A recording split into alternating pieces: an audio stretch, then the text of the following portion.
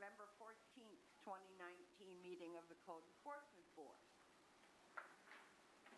The meeting will now come to order. May we have a roll call, please, Madam Secretary? Mr. Gonzalez. Present. Mr. Fogarty. Ms. Roby. Here. Ms. McClain. Here. Mr. Harrington. Here. Ms. Hines. Here. And Ms. Sunday. Here. We want to have a motion to excuse Mr. Fogarty. Did we hear from him? Well, okay, we have a motion by Mrs. Himes. We have a second. Second by Mr. Gonzalez. All in favor say aye. Aye. Motion carries. Has everyone had a chance to read the minutes? Very long minutes. Any additions or corrections? Okay, go ahead. Oh, that's not good.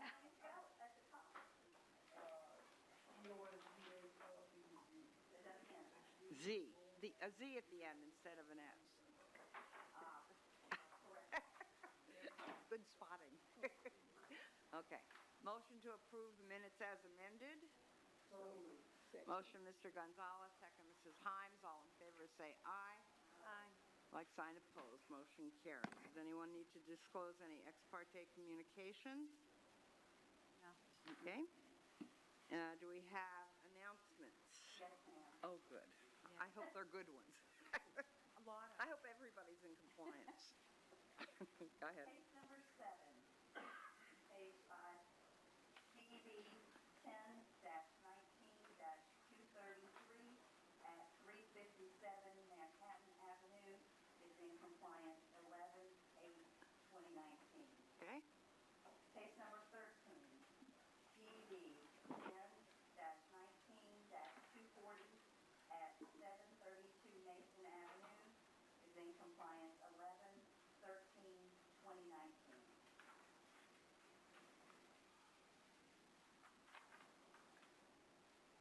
Case number 25, CEB 10-19-244 at 1912 South Peninsula Drive is in compliance 11/13/2019.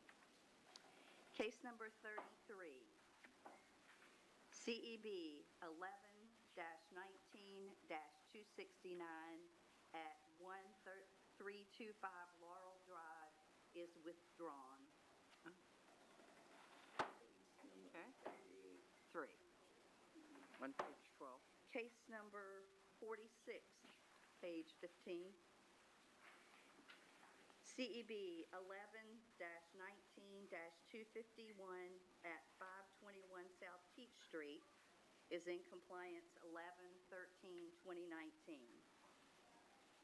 Case number 50, CEB 11-19-246 at 555 Sandra Avenue is in compliance 11/13/2019. Case number 53, CEB 11-19-255 at 1170 St. Augustine Road is in compliance 11/13/2019.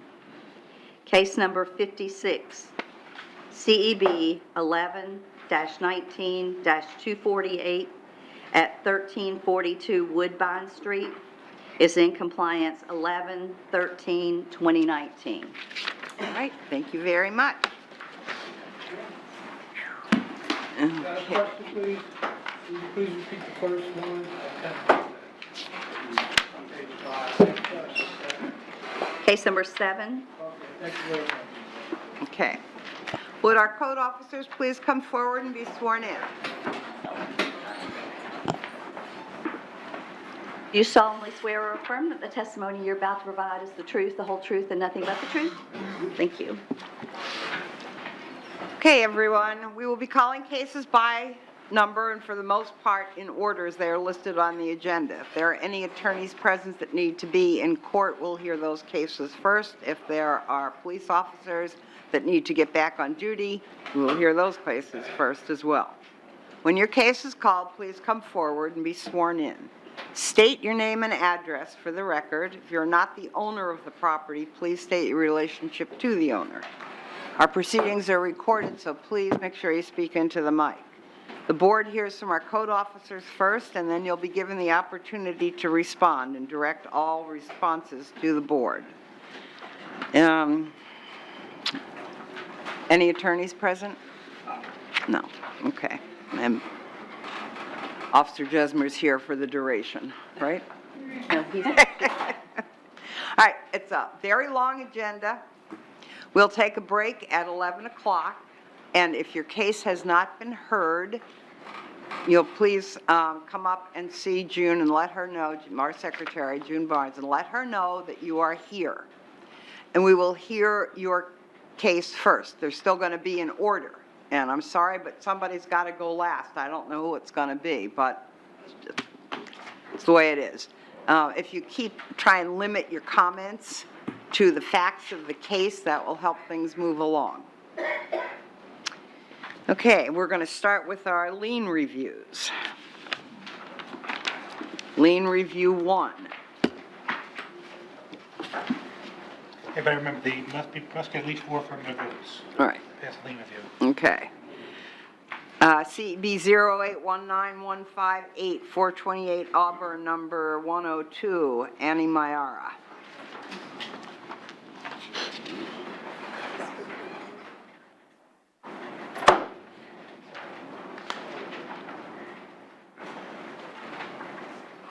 Good morning. state your name and address, please. Simon Mayara, 1131 Bel Air Drive, Daytona Beach. Raise your right hand. Yes, Do you solemnly swear or affirm that the testimony you're about to provide is the truth, the whole truth, and nothing but the truth? I do. Thank you. All right, good morning, Mr. Jackson. Good morning, Madam Chair, members of the board. Anthony Jackson, attorney for the city. This is before you for lien review. And I know the applicant would like an opportunity to be heard. I would say that the applicant was first notified in March of 2019. The fine was imposed in September 12th, 2019. They came into compliance on September 26th, 2019. The lien accrued was $100 per day and accrued to $1,500, which would suggest was about 15 days. And there was a recording fee of $2,400. I'm sorry, $24, which brings a total of $1,524. The city inspector, there were several times that this matter had come before the board. The city inspector each time announced that they were non-compliance, and the city is recommending a reduction of the lien to half the amount, $7,500. 750. 700. Really? Thank you. $750. We'll get it. All right, Mr. One of those Jackson, mornings. I have a question, I think, for you right off the bat. The property was transferred to a family member. Does that have any bearing on our decision that we make? It was just transferred. After the fact, you're saying? Or, I I don't think the transfer remember was prior exactly to what. the, yeah, it was earlier on, but no, it should have no. Okay, effect, should all have right, effect. okay, thank you. Glad you know the numbers. Yeah, okay. What would you like to tell us? Well, it wasn't a family, well, it's an ex-family member, it's my brother's ex-wife. Right, So it's, I don't know if that's considered family, but anyways. okay, that doesn't matter. Yeah, it doesn't matter Right, anyways. doesn't Yeah, matter. yeah. So, long story short, I was here, the first meeting when there was a problem. And I was telling you guys, there was 3 apartments. One was sold. And I remember you looked it up and it wasn't already recorded. And then, but that one was dealt with. The other 2, we were in the process of selling or transferring, but we were also in the process of fixing them. The people that we had to fix them ended up moving in. And then there was a whole process of eviction. I had to evict them. So that whole thing took time. And come to find out, just to make a long story short, I don't want everybody to wait that long. I didn't know that I could stop the process of doing the review or the inspection. As soon as I found that out, that's when I ended up doing it, but I didn't know you could do that. So anyways, Mr. Jones came to the property after we fixed it, and everything was in compliance, everything was done. And there's two properties. The first case and the second case are the same, Yeah. mine. And both of those were taken care of as soon as I knew. Also, there was a meeting, I came to the first meeting, I came back, I was supposed to come back for the second meeting to let you know exactly this. What happened is I had a family emergency, so I called Mr. Jones, I told him, I can't be there at the meeting, do you mind asking for, an extension? I can't be there, and I needed to explain this to you, that there was eviction process and all this. And he said, no problem, I'll let them know. So in my mind, I was like, okay, I got a little bit of time to come back and explain to you guys what happened. But when I came back, I saw that there was the lien. That's when I got all the things, everything in order to try to get everything done. Again, it's a lot of money. And there was not to tell you all my problems, but I had electricity. These people just stayed in there. I had to wait for the sheriff department. Right. It was I a know. whole, We know whole it's a process. You know the process. Yeah. It took a while, and it was just, it was not fun. Okay. When did you get your eviction? It was the first. There's two. The first one was done in May, but they destroyed the place. 102 or 102 I'm talking about? We're 102, taking yes, yes. 102, yeah. 102, yeah, yeah. It was, they destroyed the place. So we were in the process, when I came the first time, I was letting you know, we're in the process of fixing it. But they did so much, it was minor damage, but it was a lot of work to do. Right. There was plumbing and things like that to do. That's what took so long. And then, like I said, if I knew that I could just come here and sign a paper to say, it's not going to be rented, or it's not going to be, it's going to be sold, and then this whole mess would have been done. I found that out. Mr. Jones told me when he came to do the inspection. He told me about it. I was like, oh, I wish I would have known that. Okay. I would have came. Well, anyways, All right. long story. Any questions from the, So, Mr. Jones, your recommendation on this first one is half? Yes, it is.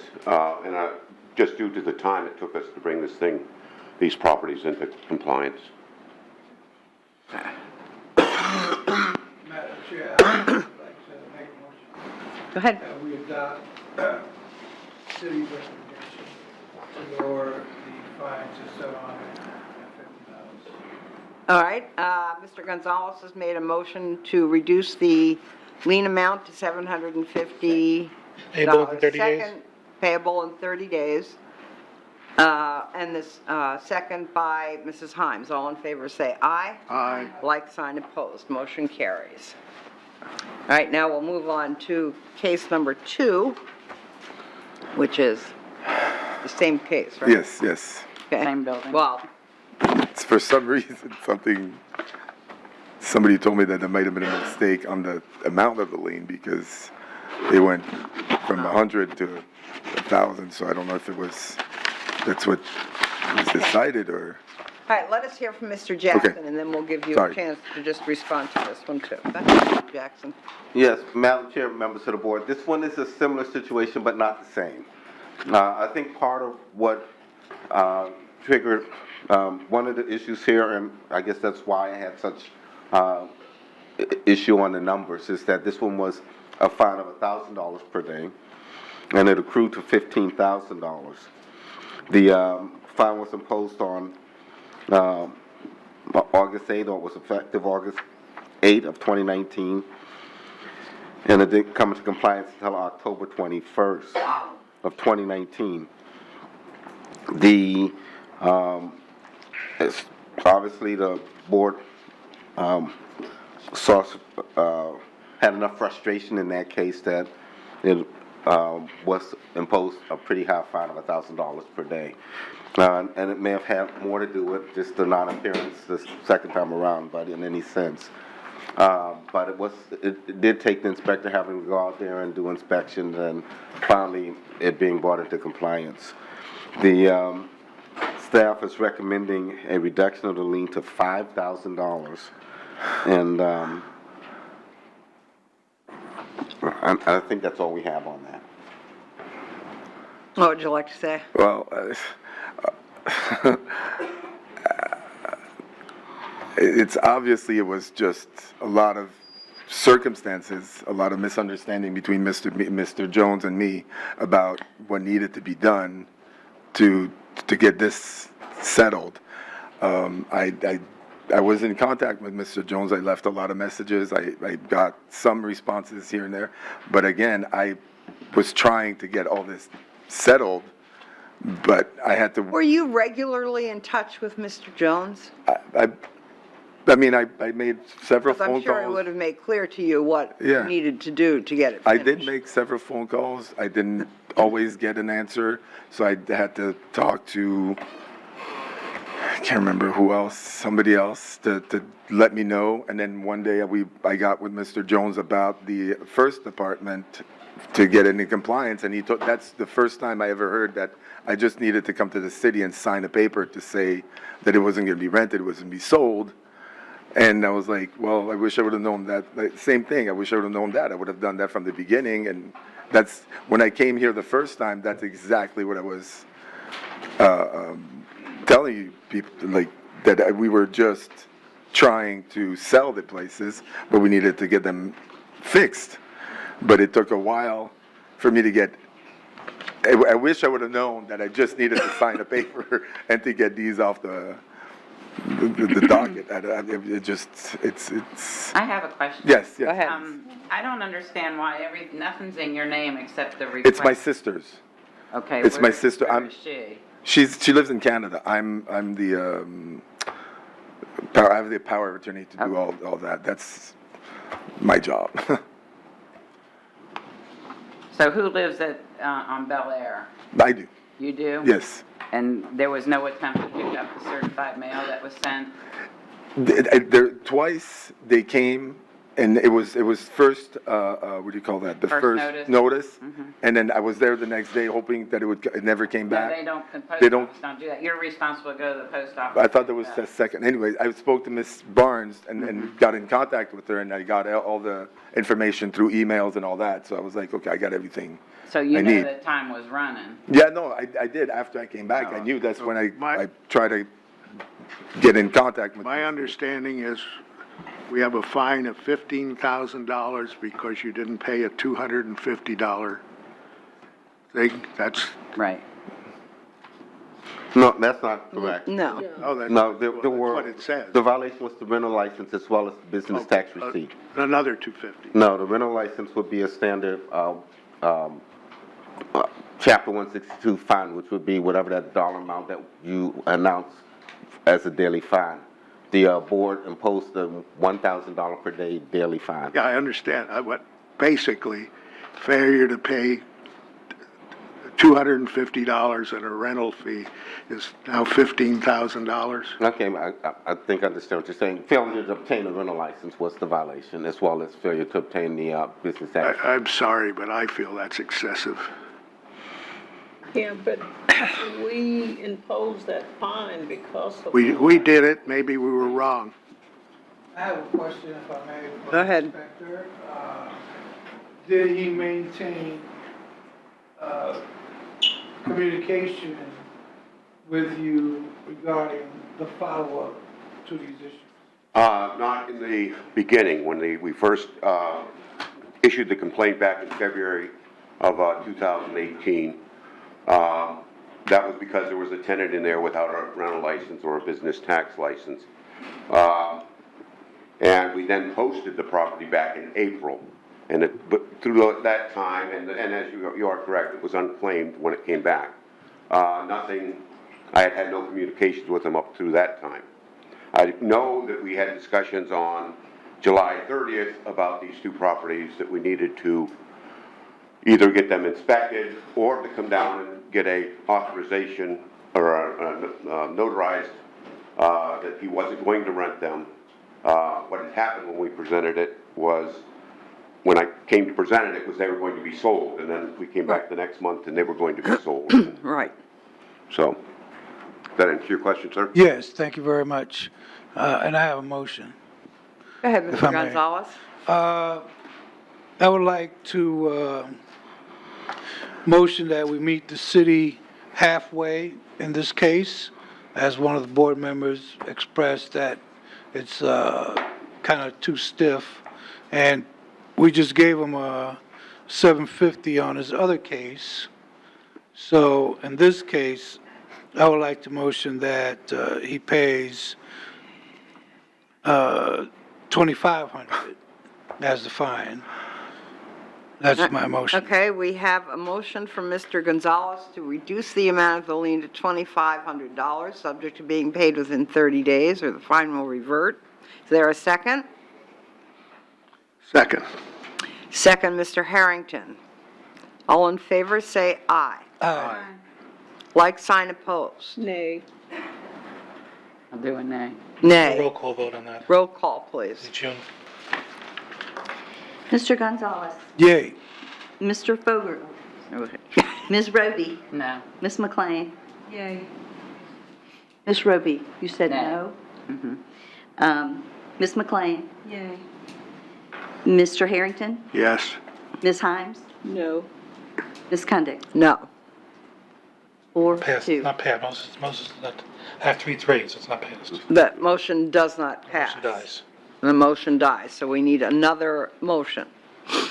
Can I ask a question? Go ahead. Since you're starting over. Yeah? This apartment that accrued the larger fine, was it in worse condition or did it need more renovation than the one that only occurred 1,500? To date, I've never been in this apartment, so I have no idea what the condition was. Was it in much worse condition? God. You can answer that Yeah, question. yes, yes. It was. Yeah, it was a lot. And it's Oh. on the second floor, so we had to make sure there was no water going downstairs, and it was, Sure. yeah. But I mean, the condition of it Yeah, was, it was bad, yeah. It was bad. Took a long time to But again, I will say that the amount of this fine per day was imposed because there was no communication. I mean, we And no inspection. We I mean- couldn't get anywhere. It was like at a dead still. Can I say something real quick? Yes, go ahead. The reason I couldn't even get anybody inspected, I couldn't get into the apartment because I had people in there that wouldn't let me in. And once I got to get in, that's when I found out, like, I could just sign a paper to say that I'm not gonna rent it. What's the disposition of the apartment today? It's sold. It is It's sold? yeah, it's been transferred. Transferred. It's That's why I asked that quick claim. question in the So it beginning. hasn't been sold, it's just been transferred to somebody else because there was a lien on it. So they would have, if it was sold, they'd have to pay the I don't lien. know. Still be Yeah, there. it was a, Okay. sorry. According to the property appraisers, it's still in Westmoreland RSA. Yeah, there was a quick claim deed. They did tell me that it might take a while to get transferred or the name because of the hurricanes. But I have the paperwork and everything. when did it transfer? It was- Excuse me? It's in, was it in I'm here, sorry? the transfer It date? says 2014. No, it was October 8th, right? There's nothing, It was just, Nothing new. right, the property tax still has her name on it. Okay. Yeah, they said that it would take a while for some reason because they had, when I went to the land, to the courthouse over there, they told me it would take a while. They were back. So do you have papers that prove that it's sold? Yes, no, that is, I forgot to make. I thought it said transfer. Transfer? And Madam Well- Chair, members, if I can Go return ahead. on one issue. I do want to acknowledge to the board and remind the board that on the hearing when the fine was imposed, the recommendation from the city at that time was to amend to the next cutoff. And it was really the frustration of the board for That's right. where we were at that point, that the board imposed the fine of $1,000 per day. We really don't have an objection to a lesser amount that was raised. We're not saying we would suggest anything lower than that, but we don't have any objection to the lesser So you amount. say no objection, you would come up with a recommendation of 5,000, but you're really, we're willing to go lower than that. Yeah, whatever, yeah, if you all chose the lesser amount, Okay. we're fine with that. All right, do we want to meet at 3,500? I'm fine with that. Board will entertain a motion to reduce the fine to $3,500 effective reduce the amount of the lien to $3,500, subject to being paid within 30 days. So moved. All right, motion, Mr. Gonzalez, second, Mr. Harrington, all in favor say aye. Aye. Like sign opposed. Motion carries. Motion carries. Okay. Now, let's move on to lien number 3, lien review number 3.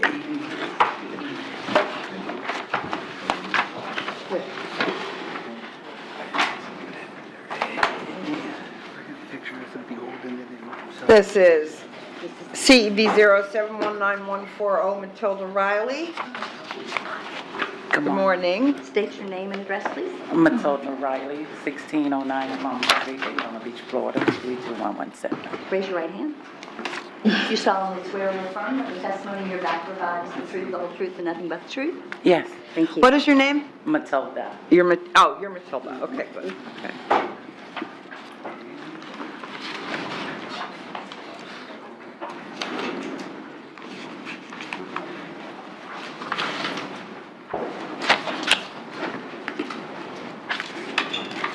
Waiting for me? Yes, sorry. I'm just looking over some Yes, stuff. Madam Chair, members of the board, this is lien review. The inspector was Mike Fitzgerald. Excuse me. The order imposing fire lien was entered on August 8th for $200 per day. The property came into compliance on October 21 of 2019. It accrued to $14,000 plus a $24 recording fee, and accrual with interest and everything else. The total comes to $14,034.08. The staff. Mr. Fitzgerald probably had some pictures. Apparently, they're not loaded. Yeah. But he wanted to inform the board that he felt that the property a great job was done, and it was a substantial improvement to the property by the respondent.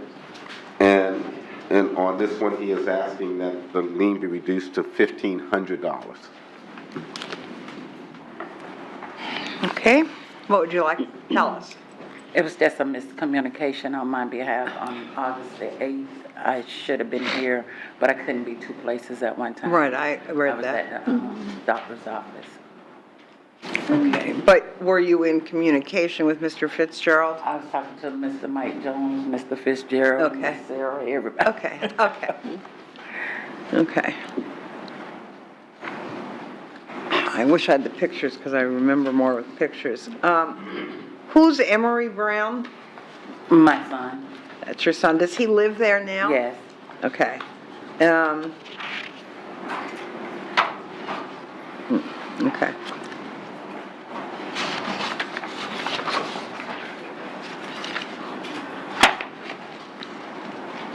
I have a question for the inspector.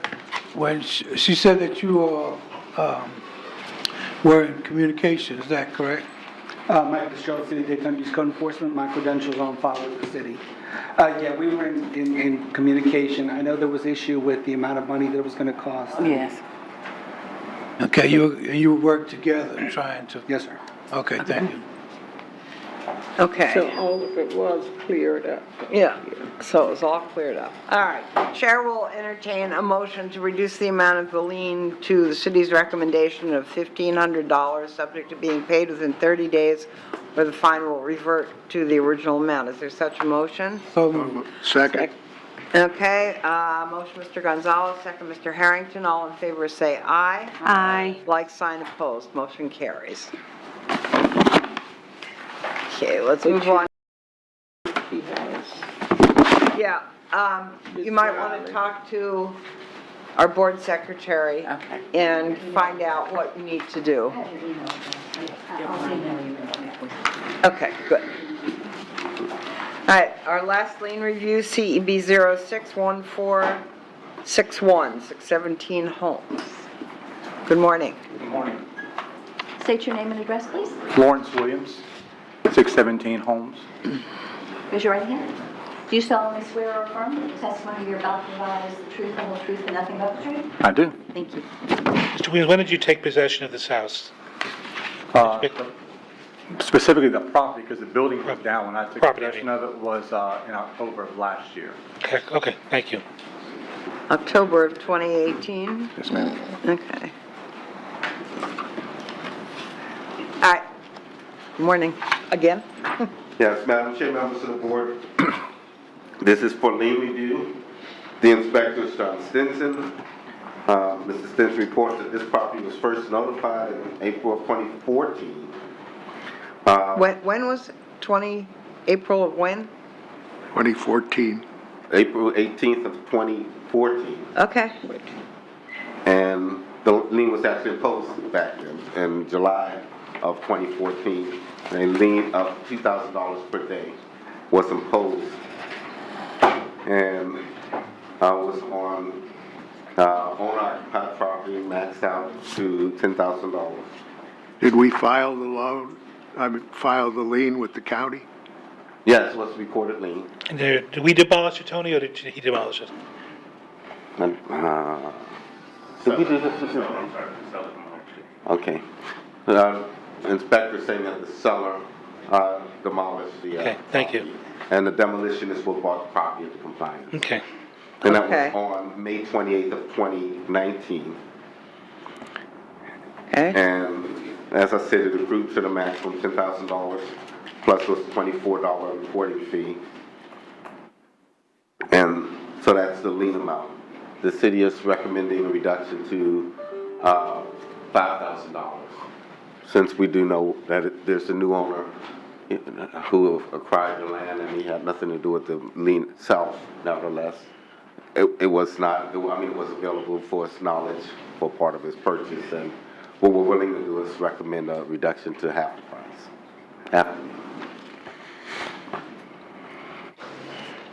I have a question. Go ahead. So, it says, that it goes back to 2014. Is that correct? That's I'm just trying correct. to understand that. It's been 5 years, so to speak. Would have been recorded somewhere around that date, yes. Right. Okay, thank you. All right, what would you like to tell us, Mr. Williams? Well, initially, I did as good a review as I could have been, a lien review, and I couldn't find anything, or else I would have run from it as well. But we did, So this house is completely demolished? yes, ma'am, and the yard is what it is now, that's. And what it is just the yard, there are Yes, no ma'am. other, Just the yard, just got mowed again Saturday. okay. Go ahead. And so I was in immediate contact with Mike Fitzgerald and some other, the code enforcement, the demo, everybody from the start. Hey, what do I have to do to get in compliance? And we just started doing it. There was no miscommunication. Every time somebody called me, I called them back. Everything was fine. And I actually had a contract for sale a month and a half ago for the property. Someone was going to build a house on it. And that's then when I found out. Because I got a letter that I had to be here. Because my realtor actually already done a lien review, a lien review or whatever, search, whatever. Couldn't find anything either. So the sale would have gone through had this wouldn't have been that they were going to build a house There was there no lien. and everything too. My wife and I, for whatever the mercy I can get from the court, my wife and I just became foster parents for 4 kids through neighbors to family. And we have renovated our house and I have zero extra funds to pay for anything at the moment. So the garage that you mentioned is on your own personal property where you live? Garage. No. I don't know, you mentioned a garage being converted or See, something. my mother-in-law lives in, this is my property.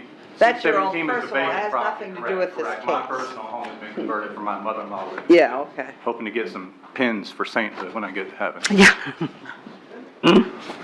I just don't have, maybe I can rent the land for something to get some of the money back, but I'd hate to put off somebody else being able to purchase the property and put a house on it versus me trying to recoup some money that I don't know where I'm And going to. the property is currently for sale?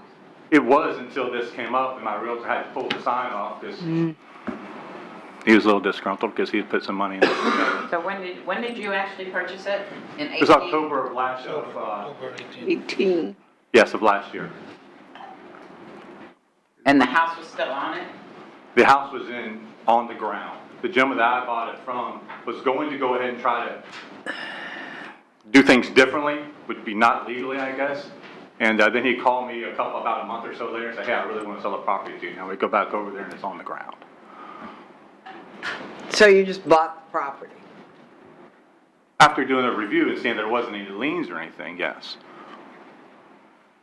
When do we place the lien out? Well, a couple of Mr. things. Jackson. This was recorded, and it was recorded back in 2014. Oh, It was the search by name, it had probably had a couple of name changes between that, but if our property would have been recorded. One of the things sometimes with people doing their searches, depending on how they do it, if it's a simple O&E, you can have a short or a long. A short is typically about 3 years, I believe. So it's potential that it could have been a short review that would have missed something that was a little older. The property was ultimately demolished by the owner, the structure without permit. And once that was discovered is when that's why we were just putting, it was probably demolished much earlier than this demolition, this compliance date that we're showing of May 28th of 2019. But at the time that we discovered it being demolished is what had it placed in compliance. But June is shaking her head no. Oh, no, I was just, this property was on the demolition list for as long as I've been city, which is 3 years. This isn't that little old guy that came in before us, was it? I don't know that it ever. No, It's just been it was on the BP list for a long time. Question, who paid for the demolition? city. Oh, no. I paid to have You it said removed from the that. property. I apologize for speaking, but I paid to have what was on the ground removed from the property. So you paid for the haul off? Yes, ma'am. That was both you and the city? Yes. Well, if you're asking me, I'm sorry. I don't know, it was my Right. understanding from the previous owner that he demolished it. He was gonna subvert all the rules and just haul it off. I paid to have the stuff that was rubble on the ground hauled off. Right. And I contacted everybody from day one, hey, this is what I'm doing. And do you have any knowledge on that? No, I do not. Okay, yeah, the extent of how much that was or what it was, I couldn't tell you. What we can Right. tell you is that it was something that was done by the property owner. It may have been on our list, but the city never got to that point where the city did the demolition, so there was no city charges that were. What would normally happen is that if the city had been involved in the demolition, then it would have been, a fine been attached to the land itself, and a lien would have been on the land for the demolition in addition to the code. I'd like to make a motion that. Go ahead. We just fine them $1,000 to pay for its service and everything of all the paperwork that went through this to get it finished from 2014, Hey, within 30 days? payable in 30 days. We have a motion from Mrs. Roby to reduce the amount of the lien to $1,000. Is there a second? Can I interject before? Is that possible? Can I have it attached to the sale of the property? No, Wait, hold on a second. what, just, what, we're in the middle of a motion. Okay, Let's see if we get a second. Do we have a second for that? All right. No, No, so that motion fails. What would you like to say? I'm sorry. Whatever, fine, if it could somehow be attached to the sale of the property. I mean, I've got some money in bank, but I've got 4 kids that are coming any minute now, and, you know. Well, I think that's up to you. If that's something that's imminent, the problem with attaching it to the sale is the sale, if we're Right, setting could be it on 2 that- years from now. Right. So if we can have a fixed time period or sale of the property, whichever comes first. But our typical request is that it's 30 days, and so if you're anticipating a sale within the next 30 days, then we can land there. If it's unknown, I don't know, that's really the board's choice, but. May I make a motion? Sure. I would like to motion that we retain the 5,000 recommendation by the city, but extend the time. Instead of 30 days, give him 90 days. All right, there's a motion by Mr. Gonzalez to reduce the amount of lien to $5,000, subject to being paid within 90 days. Is there a second to that? Second. Okay, second, Mrs. Himes. All in favor, say aye. Aye. Madam Chair, if I could just make sure, from a clarification, when you say give them 90 days, would that be or sell the property, whichever occurs first? Yeah, That's typically obviously, what that says. it's gonna say, obviously, if it sells it before that, that's fine. Right, so. If it goes before that, it's fine. And Do a that roll call vote on that, please. requires that at the time of the Said sale, 90 it's paid then, or if it's not paid at the time of the sale. I can redo the motion. Okay, just, motion, go ahead, we'll just amend it. Right. To add or within 90 days or Upon sale. upon sale of the property, whichever comes first. Yes. Okay, Right. That's the motion. okay. A second? Do we have a second to that motion, Mrs. Himes, to the Yes, amended I motion? did. Okay. All in favor, say aye. Aye. Like sign opposed. Oh, No. No. Let's roll call vote. And you didn't say it, and so I said after the fact that it may be a problem, so you said now. So, and I presume that means that if it's not done by the 90 days or the sale doesn't occur prior to the 90 days, that it will revert back to the. Original. The motion is denied. But it's failed, so we'll do it. Motion failed. All right. I think the motion failed. We're doing a roll call, please. Mr. Gonzalez? Yay. Ms. Roby? Nay. Ms. McLean? Yay. Mr. Harrington? no. Ms. Himes? Yes, Ms. Cundy? No. Motion fails. okay. Yes. Motion fails. All right, let's Okay. try another motion. Now, Let's- let me let's- clear up something. Let's do a clean one and not, I just don't think we can get into the financing situation. Okay, I agree with that. Let's just reduce it to $2,500, payable in 30 days. 90 days, or 3 days. How many 30 days, days? yeah. 30. How many days? 30. Normal time, 30 days. I second it. All right, motion by Mr. Harrington to reduce the amount of lien to $2,500, subject to being paid within 30 days or fine will revert to original amount. And a second by Mr. Gonzalez. All in favor say aye. Aye. Like sign opposed. Motion carries. Thank you, that's it. We've reduced it for you down to $2,500. I get notified and. Thank you. Okay. All right, now we're going to start with our continued cases. And our first case, June. case number 1, CV 0918-109, Dennis and Lucinda Trovinger.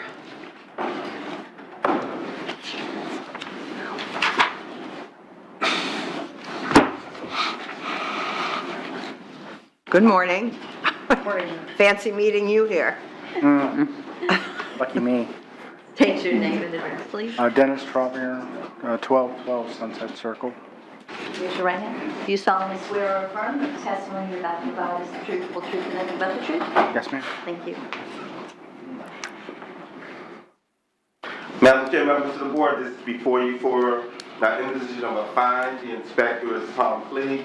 Mr. Cleage reports that the property remains in non-compliance, but they've been working and they're getting close. There's some concrete work needs to be done, and that will be it. He anticipates that we have this done by next cutoff. We're asking to move to the next cutoff. Would you like to say anything?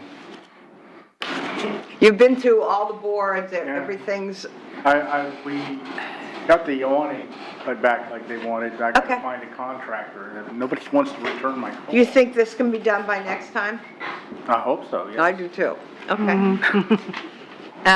Okay, the chair will entertain a motion to amend the previous order of noncompliance and allow respondent until 12/4/2019 to come into compliance and return to a subsequent meeting for consideration of a fine of up to $1,000 per day. Such a motion? So moved. Motion, Mrs. Roby, is there a second? Second. Second, Mrs. Himes, all in favor say aye. Aye. Like sign opposed, motion carries. Good luck. Thank you very much. Okay.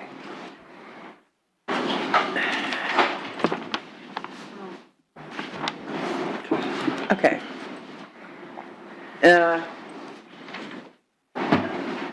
All right, we're going to go out of order a little bit here. There's someone that is handicapped that would like to come up because this is difficult for him to be here. It is case number 36, which would make it a new case.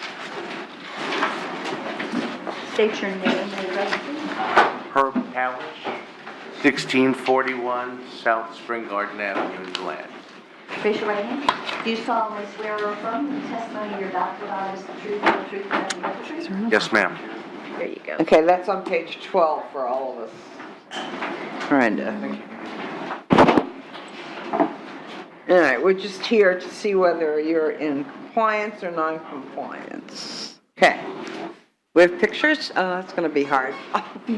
Flipping all around. This is one of the reasons we don't take things out of order too much, because these pictures are keyed into the computer, and then they have to go search for a different case. So we try and keep things. Is this moving along. address over by the marina? Is that where this, okay. Okay, there we go. Is that it? Wow.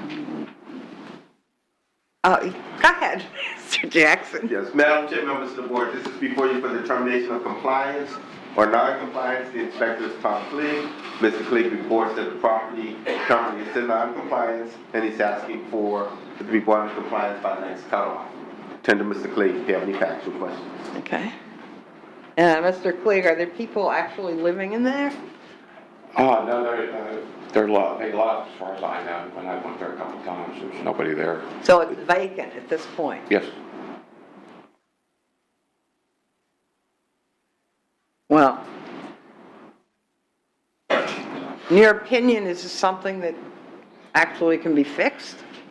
The gentleman has started to clean up the property, but he's definitely gonna need to get a roof permit. I think he said he was working on that. And, stairs and the windows and so forth, but, it's coming along slowly. So. Okay. Sir, where do you live? I forgot. Deland. DeLand. And you own this property? Correct. How long have you owned this property? I think about a year. Okay. And this is a property immediately adjacent to a 7-Eleven. And so when we bought it, the front covered porch became home to a lot of vagrants. Not a lot. Okay. Periodic. What are your intentions Okay. now So to fix that's- this up? So we've never rented it. It says, Oh, there were just people that hanging out there? well, no.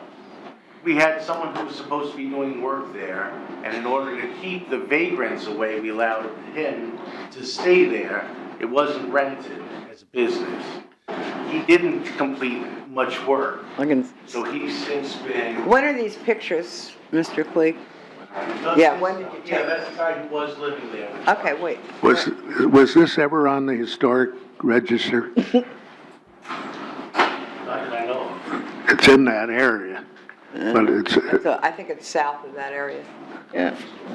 I have a There should be some more question. pictures. They're from September, the recent ones in October. These are October Yeah, pictures? like I said, somebody started pulling the roof up. Yeah, no. I'm not the roof, I mean the porch, whatever they had. Excuse me, All right. it's like the front porch had flooring or something that they, Well, it was flooring inside the house. yeah, but they brought it outside. All right, we're here, So we've hired another contractor who has done painting, interior work. He's starting to paint the outside. I have a contract for a roofer. I actually, when the cold weather came, opened my car windows and the NOC that was,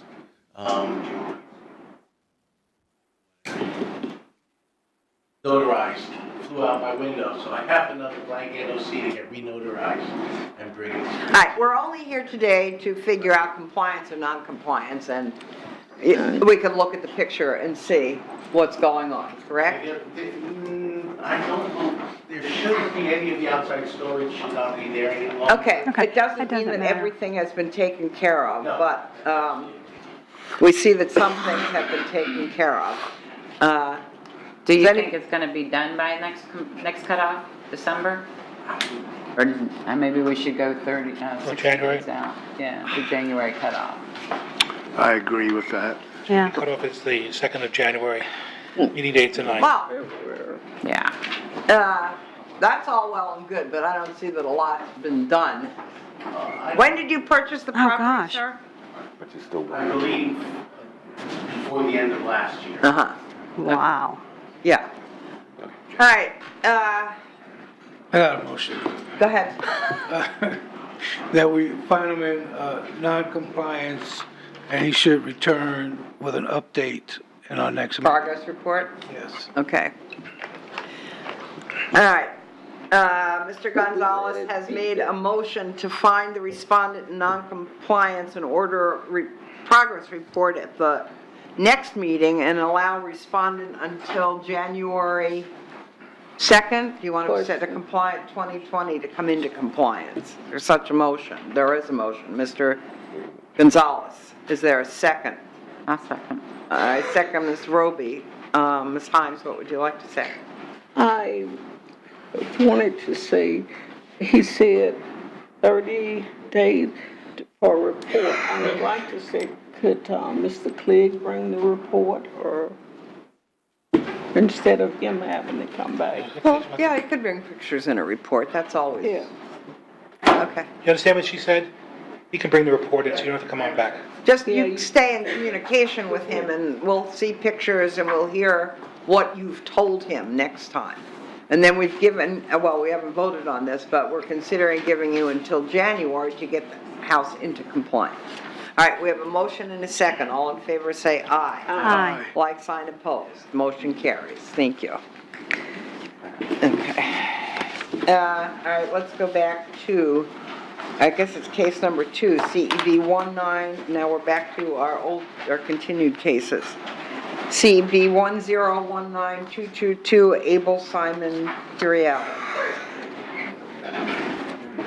Okay. Where's that? Nobody's here.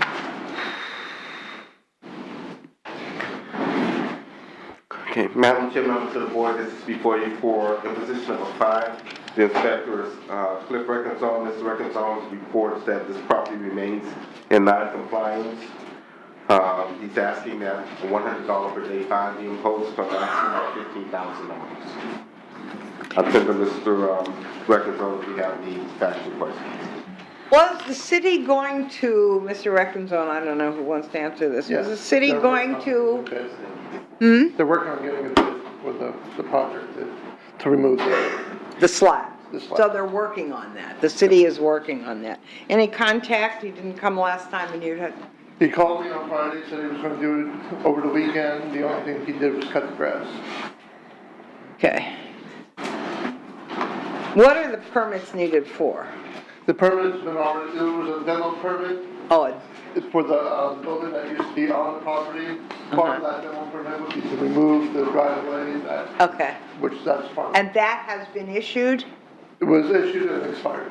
Issued and expired, okay? And what is the city doing?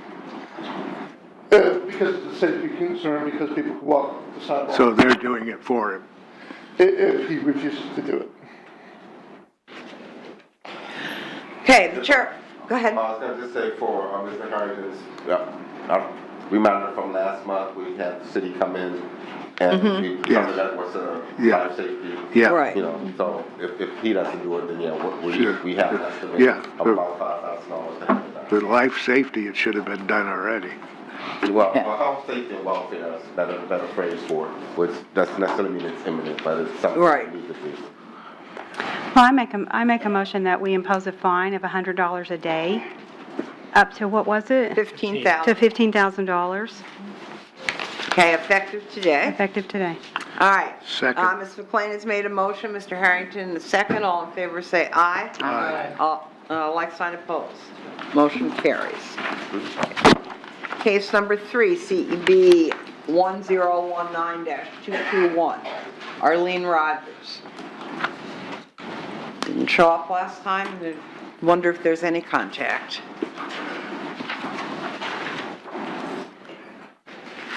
All right, Mr. Jackson. Madam Chair, members of the board, this is before you for imposition of a fine. The inspector is Cliff Reckenzone. Mr. Reckenzone reports that this property remains in non-compliance.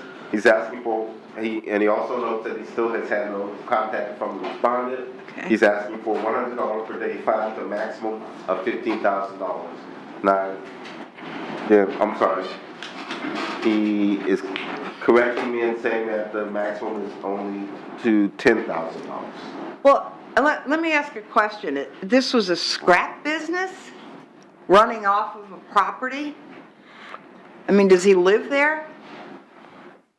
Yes, it has all the showings of the maximum scrapping on the property, Uh-huh. where they're taking metal, bringing it to the property, and then taking it. Is it zoned for that? No, No. Have you had neighbor complaints? yes, And is there a family living in this house? yes. And So- so the business tax receipt is because it's a rental? I'm sorry, I don't No, understand. it's, if you're to have any kind of business inside. Oh, you your have to have- Residence, you have to have a business tax. But it's not even zoned for that. Correct, and they would tell so them you that couldn't it's not zoned for that. Right, we'd come back, all right, well, okay, the chair will entertain a motion to impose a fine of $100 per day against the respondent effective today and continue until compliance is achieved or reaches the maximum of, is this going to be $10,000 then? Yes. Okay. Second. Well, we need, So okay. moved. Motion, Mrs. Roby, second, Ms. McLean, all in favor say aye. Aye. Like sign opposed, motion carries. Case number 4, CEB 0319-66, Christopher Higgins. We'll see him here. Where are we with this, Mr. Jackson? We've been dealing with this for a very long time. Yes, Madam Chair, members of the board, Oh. this is before you for position on the fine. The inspector is Cliff Reckenzone. And Mr. Reckenzone is requesting that we amend to the next come-off, and he will tell you why. Okay, And let's talk hear, to Mr. Reckenzone. okay, let's hear why. All We right. keep doing So this. we've actually gotten progress. Ah, They've been to the hearing in Deland. It was promised that he would get the work done within this month, this timeframe. And also, the permit that was expired has been updated, and he's working with the building to get it in compliance by the end of the cutoff. so he went to court with the contractor. Correct. Because the And contractor- contractor's license away if he refuses to do the work. And so that the contractor's gonna come do this work? Yep, or he's gonna lose his license. Got it. When was that, do you know when that hearing was? That was, at the beginning of last month. And have you seen him starting yet? They've extended the permit, and they said that it'll be done before next cutoff. Okay. I guess we gotta extend. We don't have to, but, Chair will entertain a motion to amend the previous order of noncompliance, allow respondent until 12/4/2019 to come into compliance and be returned to a subsequent meeting for consideration of a fine of up to $1,000 per day. Such a motion? So moved. Motion, Ms. Roby, second. Second, Ms. Himes, all in favor say aye. Aye. Like sign opposed, motion carries. Okay, case number 5, CEB 04-19-71, Yvonne Bell. Bond present? No. Mr. Jackson? Yes, Madam Chair, members of the board, this is before you for position of a fine. The inspector is Cliff Reckenzone.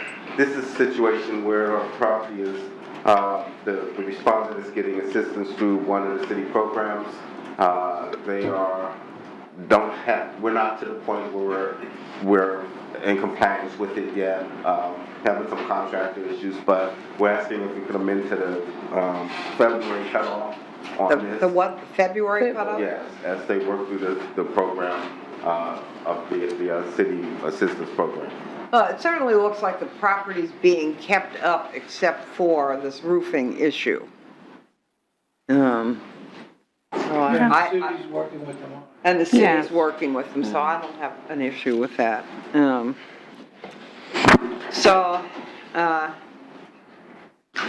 The chair will entertain a motion to amend the previous order of noncompliance and allow respondent until, let me go find that date here. 2/5/2020 to come into compliance and be returned to a subsequent meeting for consideration of a fine of up to $1,000 per day. Such a motion? So moved. Motion, Second. Mr. Gonzalez, second, Ms. Himes, all in favor say aye. Aye. Like sign opposed, motion carries. Case number 6, CEB 0819-161. Carolina Wagner. Good morning. Good morning. Good morning. State your name and address, please. My name is George Howard from 1150 Wilshire Circle West, Pembroke Pines, Florida. I'm the contractor for Ms. Wagner. What was your last name again? Howard, Howard. Raise your right hand, please. Do you solemnly swear or affirm that the testimony you're about to provide is the truth, the whole truth, and nothing but the truth? I do. Thank you. Okay, we're going to hear from Mr. Jackson.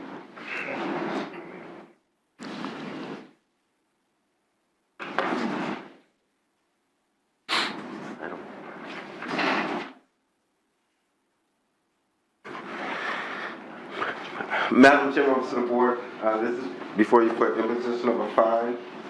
The inspector is Danny Garcia, I think. Yeah, Yes. is he here? Mr. Garcia is not here. But Mr. Simpson is handling this aspect of this case. What we are is that the deputy code official, O. Snowden's been working with permitting issues with this gentleman, and he's asked if we can amend this to the January cutoff as the city permitting division can continue to, or the division can continue to assist and get this remedy to compliance. Mr. Stinson, if you can answer these questions, what has been done since the last time we were here? Excuse me, John Stinson, Code Inspector with the city. I am covering this case for Inspector Garcia. As a, excuse me, Inspector Garcia has conferred with the Chief Building Inspector, which is Bo Snowden, and Bo Snowden has gone out to the property and assessed that they can move forward.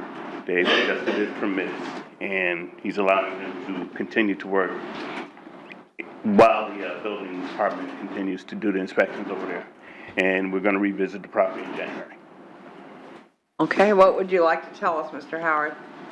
I don't understand about, the dates as far as January is concerned, but Mr. Garcia did say he would give me 60 days. And the reason why he did say 60 days is because I had to get first of all, Your Honor, I want to let you know, I'm the contractor. I'm here to stop this problem and not kick the can down the road. Good. So I went with Building and Zoning. We all had meetings to say, what is the problem? What is the solution? She had many problems. She still has a lot of problems. So I'm the general contractor. I just applied for a master permit, and in the process, I found out I had to get a roofing permit because she did some roofing work. And then because she had some additions, I had to get I had to have my AC contractor and electrical. So as a general contractor, I know the responsibilities to bring her building up in compliance, regardless of whenever she had the work done, we have to bring it up in compliance with 2017 6th edition. So what I did is I got a current survey of both properties, and we also have we combined the two surveys so that she can meet certain variances. I'm working with the building officials, and I would like to ask for 60 days because it's a lot of work to be done. And I like time to just get it done without us pushing it down the road anymore. It always, as far as I'm concerned, it's always been a lot of work that needs to be done. You mentioned something about a variance. Is a variance going to have to be applied for? We are not sure about that. That's why we had to get a survey to come over to find out, to find out where she is, and then we have to do the calculations. So we had to find out what is the first step. this is the first step. This is the first step. So we are combining both properties, which is 311 Taylor Street and 542 North Ridgewood. Okay. And so we got to do calculations. I'm still in the process. In order for me to get my calculations, I got to have my architectural plans and everything, so. I just know that variances take 2 months. Go ahead. Do you solemnly swear or affirm the testimony you're about to provide is the truthful truth and nothing but the truth? I do. Scott Lee, District 2 Captain for the Police Department. My understanding, talking to the building department, is that you've already been instructed that you are capable of applying for those variances. You have to go in front of the board in order to those variances, and that would have to be heard by that board. That there's an application process for that, and my understanding is you have not done that application. We have not. Has that changed in the last week? No, we have not done that application because when I went, the building department wanted me to first combine both properties so that we can see whether or not a variance was required, whether we have to go before that. So now that they have our survey, we have to have a current survey of each property to assess what is there, and then we had to have a survey of a combined survey. So we have that now. Right, I understand that, but as of, let's see, October 31st, you were told that you were able to apply for that. So you noticed it's October 31st that you could apply for that variance, and that in order to get that in front of that board, I believe it was 2 cases on the 20th of this month that you need to apply before the deadline. I'm not sure what the deadline is, but you're rapidly approaching it. It's not already passed. And that would be why my recommendation is, no matter what you do here, that there's a progress report next month. Oh, yeah. Right. Is this the first time you've been here Oh, as no, a ma'am. contractor? No, ma'am. No. I've been here Okay. before. Right, and- okay. And I've been here on this particular case. Right, that's what I mean, this But I've been particular working, case. I've been working really diligently with Mr. Garcia, and unfortunately, Mr. Garcia, I've been communicating with Mr. Garcia, and I was in building and zoning when they called Mr. Garcia to ask for 30 days, because they know the problem here. So, again, I had to expedite the survey. Now I got to go into my engineer and ask them whether or not they would expedite engineering plans. Yeah. I do have engineering plans for the work that has been done on that property. But again, they just now allowed me to apply for the permit of certain works that had been done, whether we have to tear down buildings or whatever. I was going to say, don't be afraid of the variance. The people that work with that in the city are so wonderful.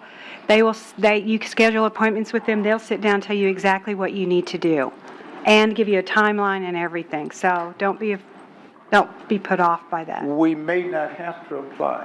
That's why we're doing the calculations, and that's why we're combining both properties. All right, Sure. okay. Anyway. Why is there an address of 544 showing and nothing on paper? Oh, okay. 540, what do we have? 542 North Ridgewood and 311 Taylor. 311 Taylor. It is 542.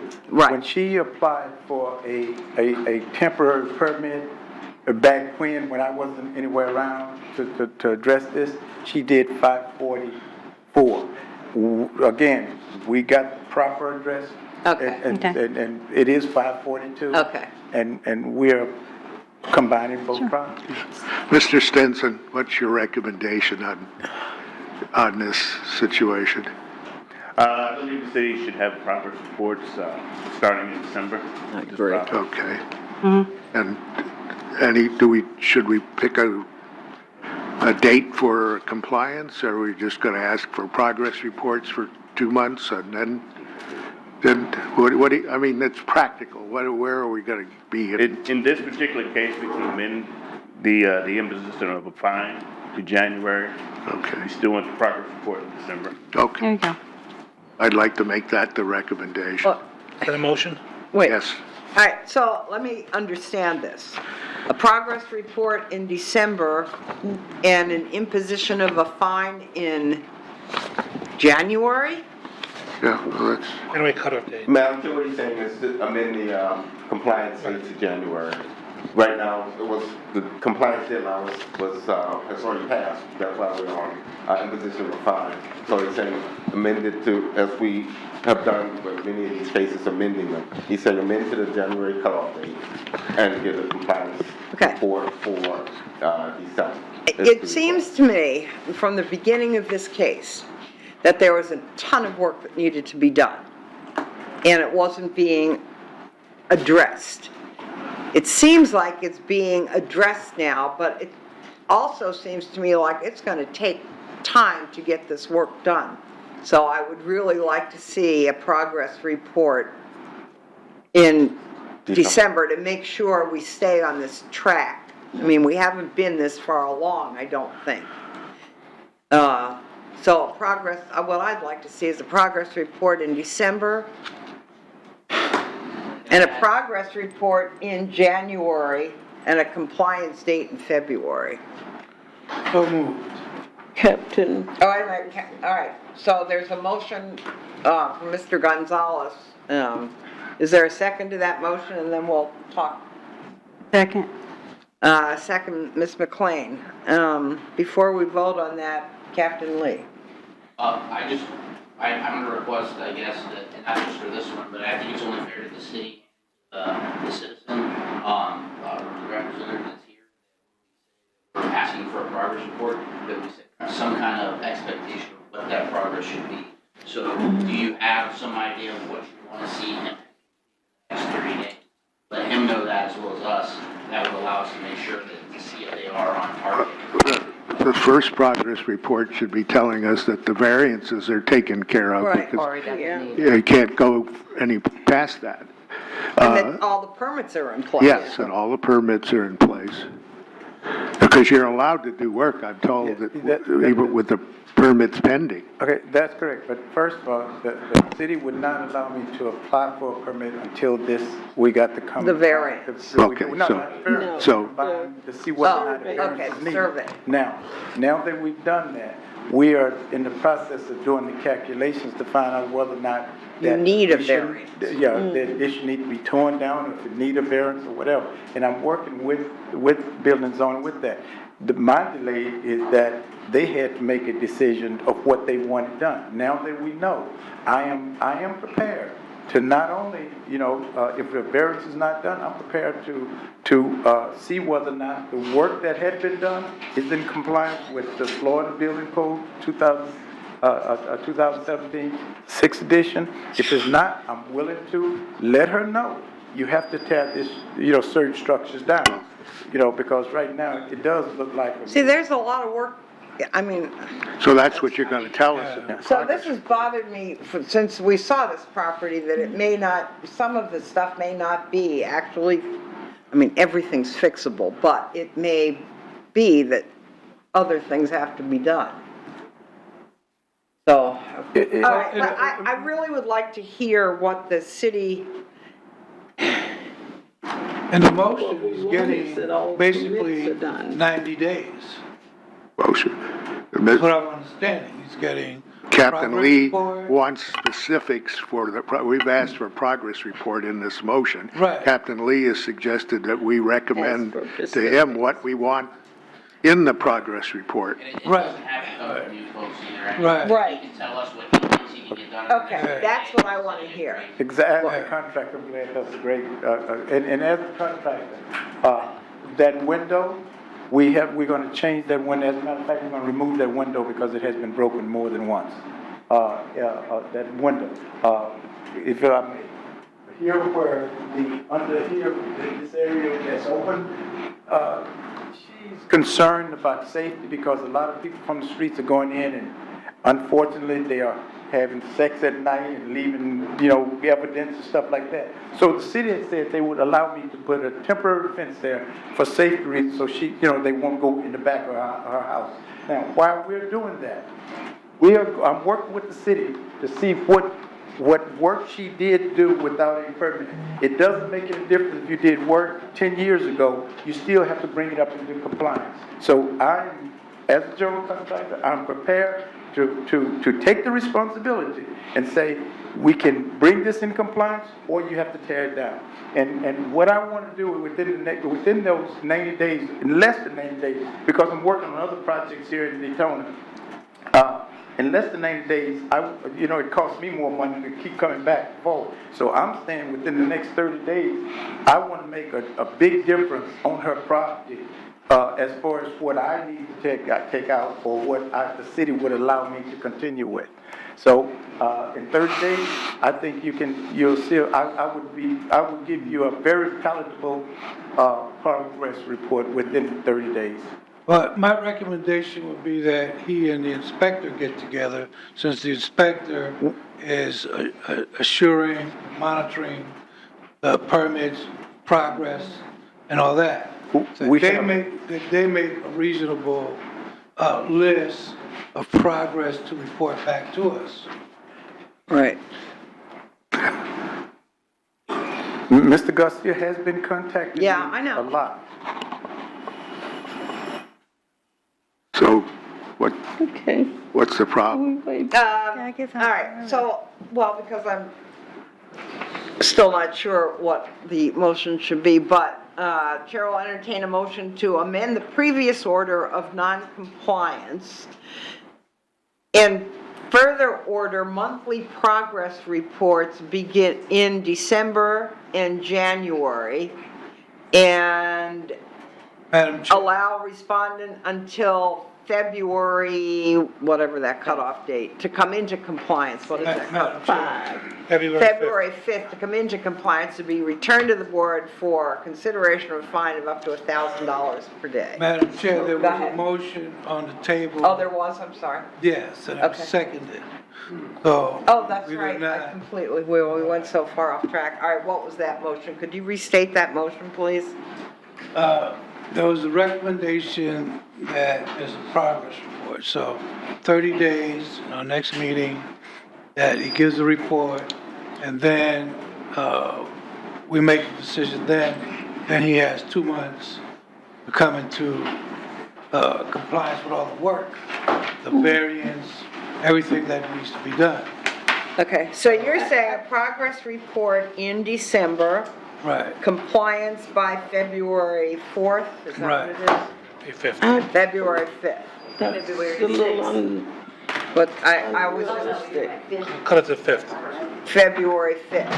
Isn't that a little unrealistic? I thought we would get monthly, that you meant to monthly reports, but when you're well, saying yeah, compliance, he will report next month, he'll report. and also in Well, January, that's. to measure.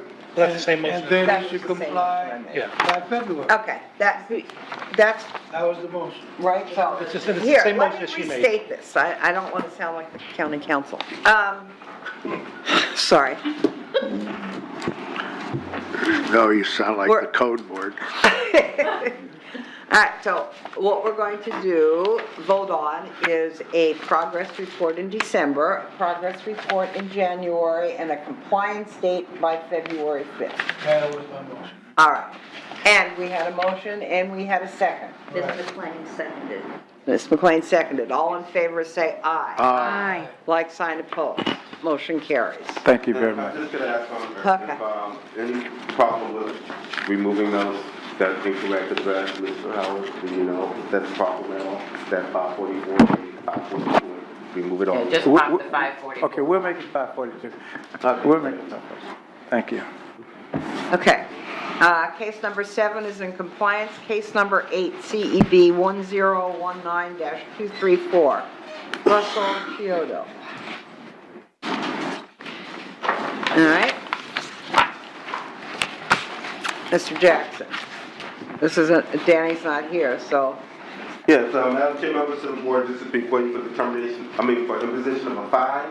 The inspectors, Danny Garcia, was sentenced covering as he noted previously. My prior meeting with Mr. Garcia regarding this case, he had informed me that the respondent has done very little. He has had no contact. He's asking for a $250 per day fine to a maximum of $15,000. Okay. I would like to make that the motion. All right. I'll We have a second it. motion on the floor to fine $250 per day, starting today, up to $15,000. Second. And we have a second from Ms. McLean. All in favor, say aye. Aye. Like, sign opposed. Motion carries. And case number 9, CEB 0919-183. James Chester and Barbara Jones. Property manager, okay. Come forward, please. Good morning. State your name and address, please. Barbara Jones, 2930 Marsh Road, DeLand, Your Florida. name? James Jones. Raise your right hand. Do you solemnly swear or affirm that the testimony you're about to provide is the truth, the whole truth, and nothing but the truth? I do. We do. I do. Okay. Madam Chair, members of the board, this is before you for imposition of a fine. The inspector is Jerome McCoy. Mr. McCoy reports that the respondents made good progress. The roof is done. They still have to complete the painting. He's asking to move to the next cutoff. What's left to be done, Mr. McCoy? Attention, Mr. McCoy. Okay.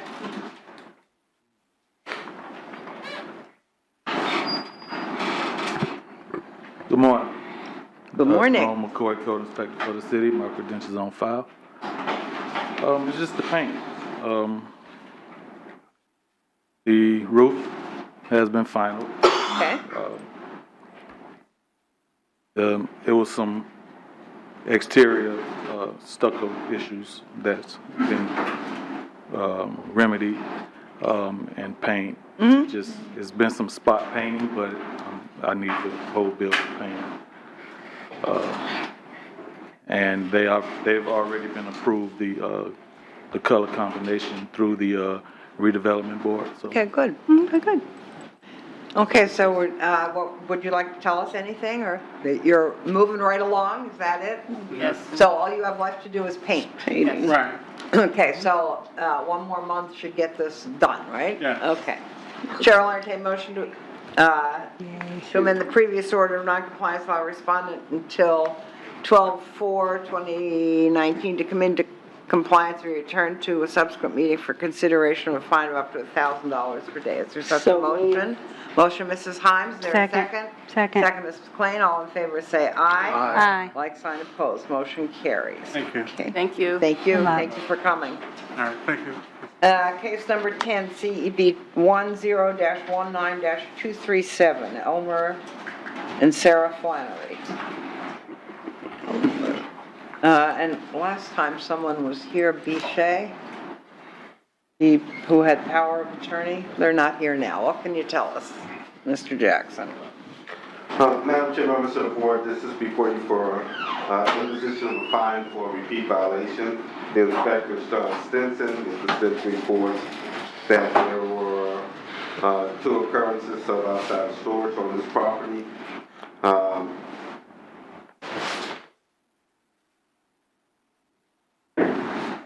Specifically, November 1st and November 13th, I believe is what I'm seeing here.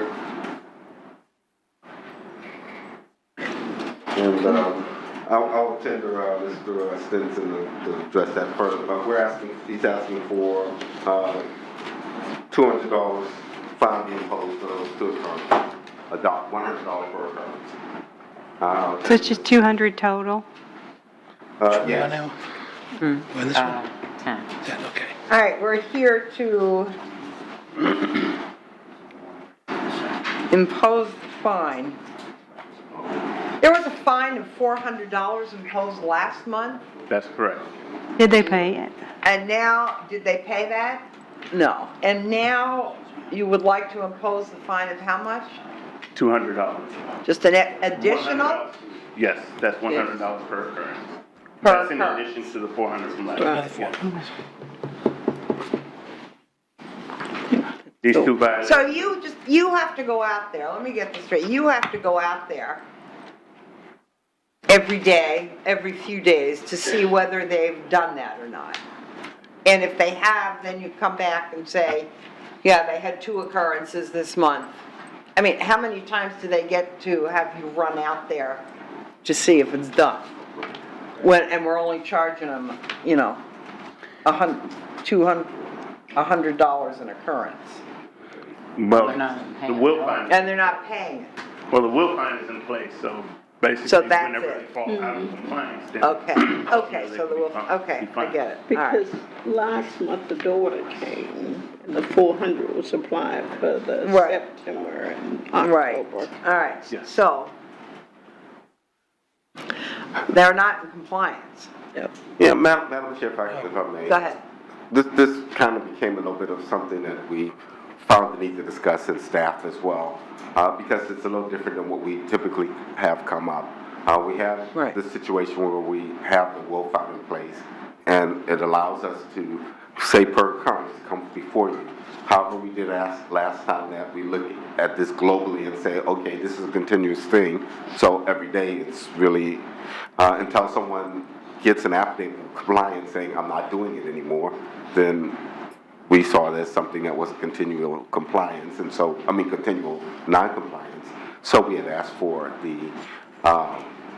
that finding and a running, at least the potential of a fine that was run until they came into compliance. Both ways to us seem to be balancing against the other. I don't know if Mr. Sino has seen this situation before. You have some additional things you can do with a repeat violation. You don't have with a regular case. Okay. You have the option to do anything you want at this point. So, and I think if I'm understanding Mr. Sino right, then we can still look at these spot violations and file them on the spot violations. Right. While we're still recognizing that Right. this is a As often as continual they're there, violation. yes, every day. So what other remedies do we have as the board? You just mentioned this. When, you gotta remember that usually you have to bring a case right to the board. They get an opportunity to come into compliance, say, next cutoff date. But it's a repeat violation. Once they come to the board, that's it. Fine starts immediately. And he's saying that at 2 occasions or 4 occasions, 2 this time. 2. So he's saying that's what he wants $200 for. Right. Are there We can do two, that, or we can still go with a daily 2 in fine, either way. November. Okay, thank you. are there And two was it a- occasions, because you went there twice? Yes. But by the day, every single day is a violation. Right. Right, without us having to go and check to see if it's still there, if we moved it yet. if it's- Do we have to notify them every time you go out there and we issue a fine? Is there, or just, Well, they get notice to be here. Yeah, It's here. right. no, And my okay. perspective, and I think Mr. Sino would agree, is that, and our orders say the same, which is when you're in compliance, notify us, and we'll give you an affidavit of compliance. And if there's no notification of compliance, then we're left with the understanding or belief that there's a non-compliance until they notify us. so there's Well, a, not And we only, verify that by going out and checking every. so there's a reason we're only doing it twice? You have to inspect in order to issue the. yeah, Yes, you have to do it. You have to, Eventually you you'll find have to it. have a fit, because you can't just assume, since they haven't told us they've come into Well, that's, I think you're making a point, Ms. Herring, that is the point, that we really can, as one option, as Mr. Sino was saying, but the other option is, we can say, the only time we're gonna give them a fine is when we actually go out there and take another picture of it, which kind of becomes a little, as Ms.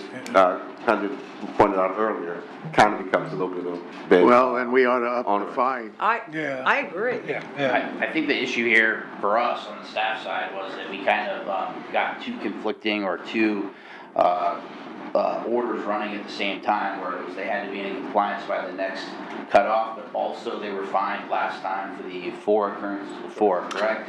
So we were like, okay, well now we're going down 2 paths. So maybe, I think between me and Tony talking, I think that probably the easiest thing to do is probably this one, just do a running fine. It's a homesteaded property. I mean, that's probably whatever fine amount you wanted to say today. They were already ordered to be in compliance anyways. Maybe start that. It would make the process easier on our end for us. It doesn't change anything where we could bring them back for repeat violations. It doesn't take anything away from us down the road if we need to use those tools. They're not doing anything. Right. I mean, And they're not paying. That's Exactly. why- And they're not We're paying. sending an inspector out there repeatedly to check. And Right. that's the waste of this time. Right. If there was a benefit to the repeat violation alternative, it's the benefit of having a $5,000 per occurrence occurrence, and if you had 5 occurrences, then you could probably exceed what our standard maximum Right. would be. But beyond that, and that's not, ever our goal. Our goal is to Right. see someone get it in compliance. Correct. And so we can run until it's in compliance, and hopefully they'll be responsive to that at some point. Yeah, well, I think he's Okay. sticking his Yeah. thumb up at us. Yeah. So we need a I'm ready for a motion. Yeah. If you're ready to entertain. All right, do we have to, I mean, it just says we can impose a fine, so can we just impose a fine of a certain amount of money per day like we normally do? Running. Yeah, Right. Yeah. let's Okay. do that. All right, Chair will entertain a motion, well, what would you suggest that amount be? Well, I need some clarification. Yeah, I have a question about that as well. Is there any way we could escalate that fine? Like, they Yeah, got fined that's what last we're month doing. $100 a day. The next time it's 200, the next time it's 300, the next time it's, That's what. Yeah, we can always, If on the repeat violations, that's always a possibility. Up to $5,000. Yeah, we usually typically do that, we'll come back and we find him for, that's why last month he asked for $100 returns, this month he was asking for $200. no? no, it was still It was still 100 each 100. time.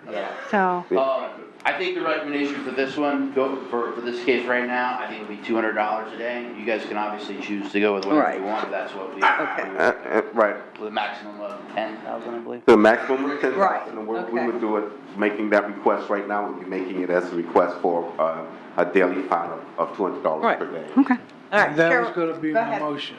Okay. You're on Motion it. to impose a fine of $200 per day against the respondent effective today, Right.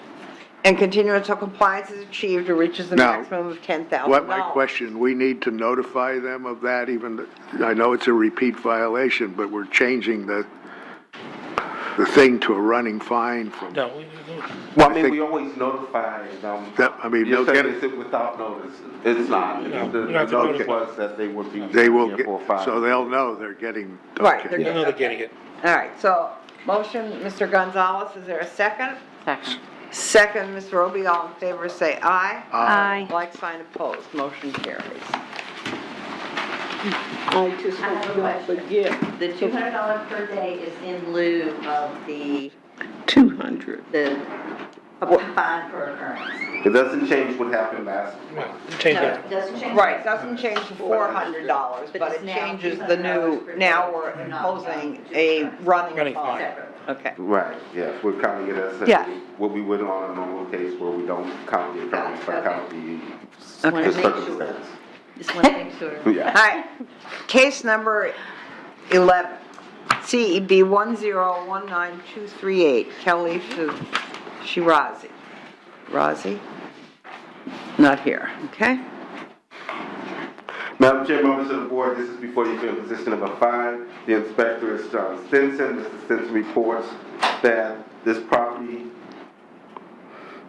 remains in non-compliance, but he's asking to come into the next cutoff. They're waiting to get a final on permit, and so he's asking that we get to the next cutoff for that variance. So they did get the permit, they're just waiting for a final? Okay. Yes. Any questions? No, ma'am. Chair will entertain a motion to amend the previous order of noncompliance, allow respondent until 12/4/2019 to come into compliance and return to a subsequent meeting for consideration of a fine of up to $1,000 a day. Such a So moved. motion? Second. Motion, Ms. Roby, second, Ms. Times, all in favor say aye. Aye. Like sign opposed, motion carries. Case number 12, CEB 0919-186, Rosalie Riley.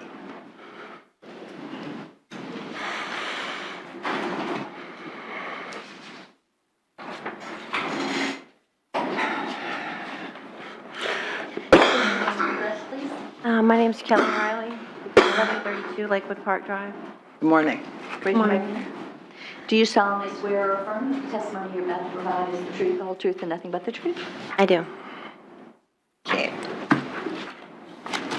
Um, Let Mr. Jackson state the case for us, and then we'll Madam let Chair, you. members of the board, this is before you for imposition of a fine. The inspector is John Stinson. Mr. Stinson reports, I think last month there was some indication from Mrs. Riley that the property was, or at least to Mr. Stinson, that the property was in foreclosure, but that hadn't been verified up to this point. But in any sense, Mr. Stinson indicates he's had no contact with Ms. Riley since the last hearing. We're asking for $100 per day, fine to a maximum of $10,000. To a maximum of what? 10,000. 10. So this is a homesteaded property. Right, all right. And I want to tell you, Mr. Stinson. Okay, Mr. Stenson, what can you tell us? Is this a sinkhole property? Yes, ma'am. Okay. Go ahead. There's just been no change in the status of the property, and I haven't spoken with Mr. Riley since the last hearing. Okay. All right. Ms. Riley, why haven't you spoken to Mr. Stenson? I don't know, I guess I just didn't. Anyway, we went to court, and January 8th, the house is being auctioned off, so it is in foreclosure. What? It's in foreclosure. It's in foreclosure? Yes, ma'am, I have the paperwork. Okay. Could I get? Yeah.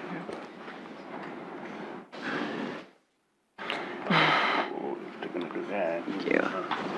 Okay, final judgment of foreclosure, okay?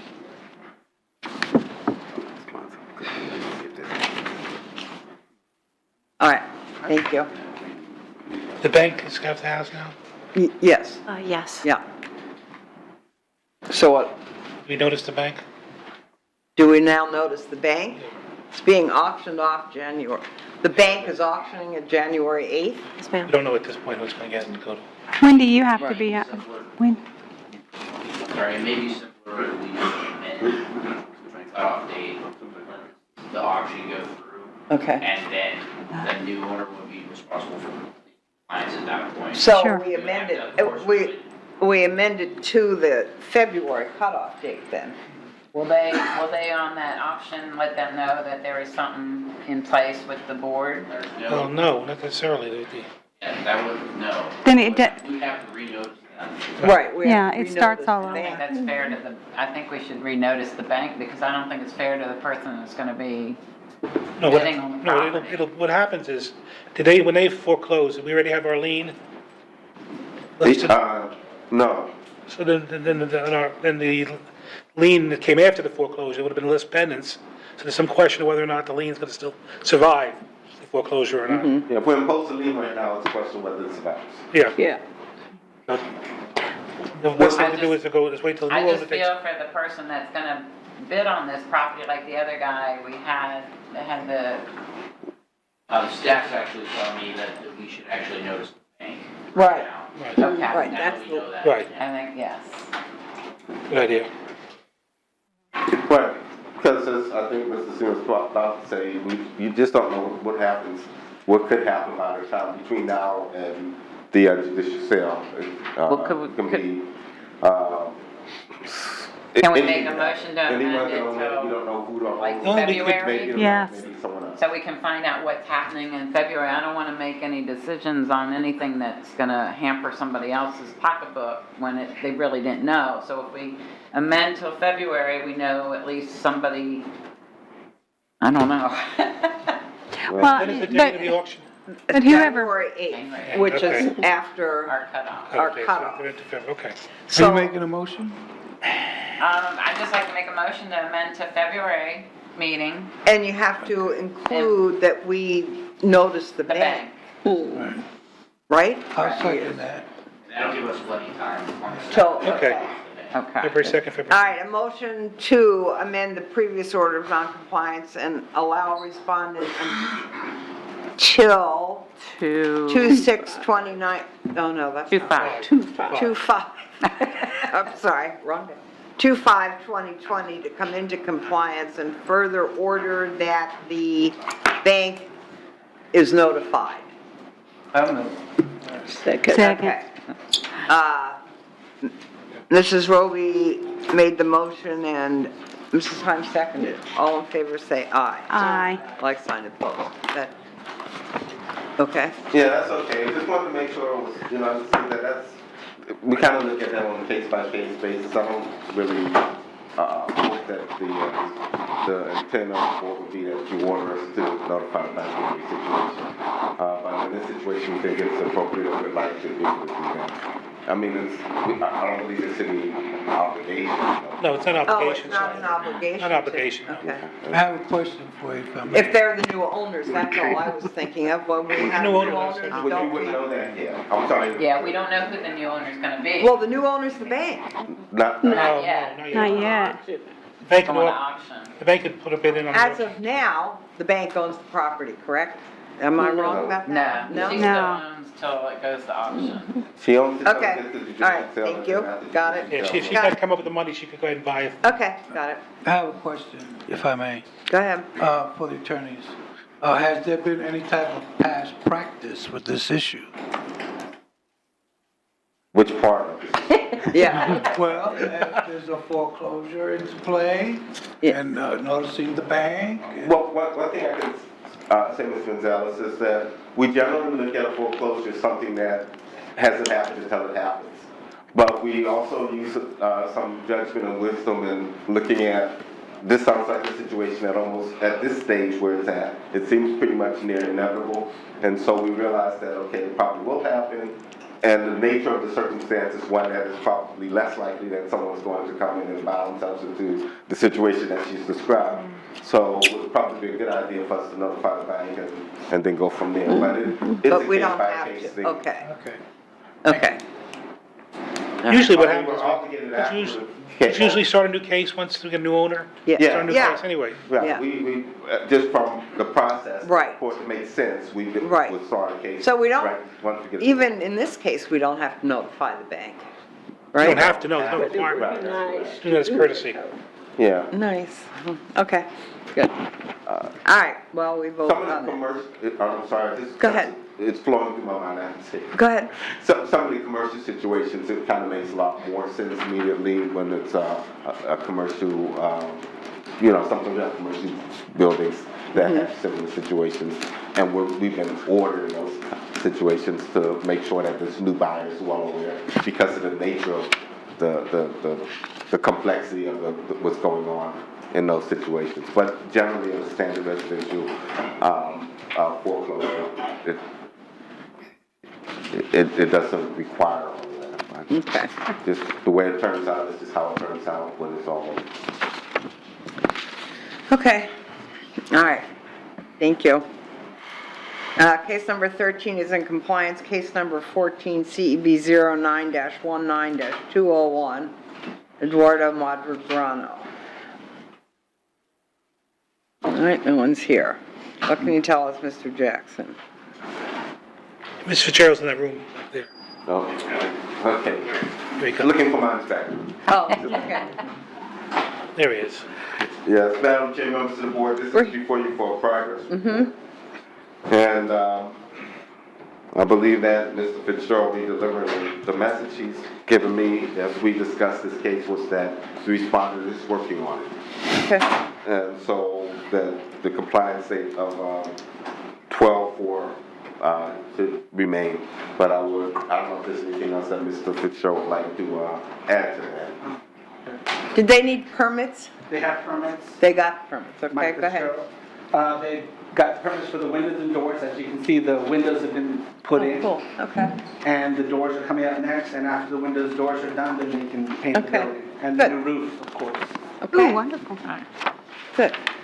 All right, we'll move on to case number 15, CEB 0919-208. That's correct. What? 14, that's what. We don't have to do anything with it. That's just progress We just got a progress report and Oh, okay. there's a compliance date there, I'm sorry. So we don't need to have any motions on it. Okay. Case number 15, CEB 0919-208, Eugene Harris.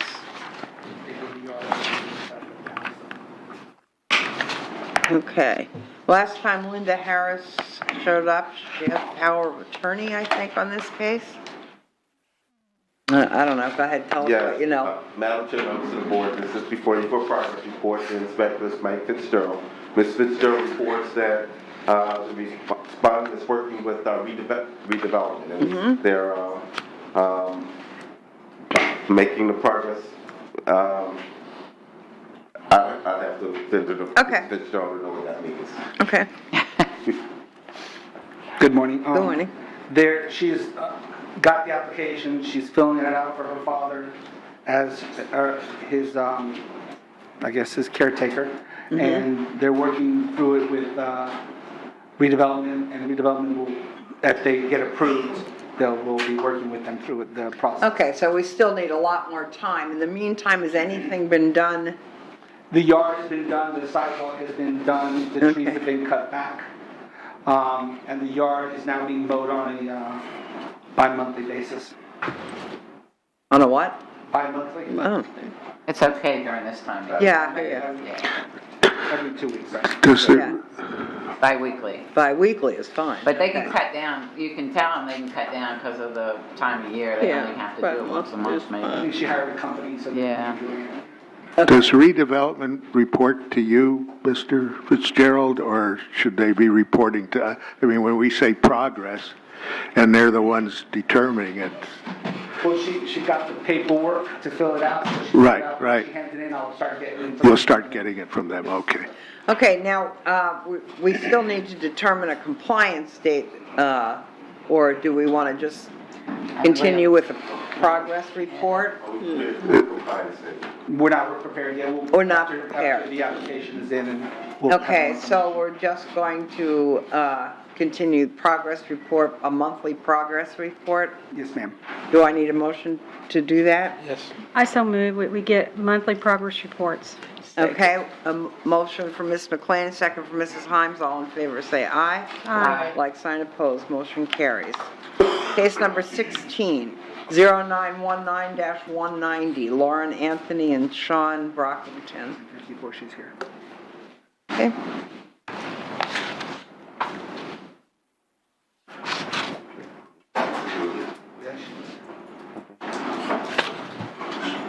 On here? Nobody's here. She was here.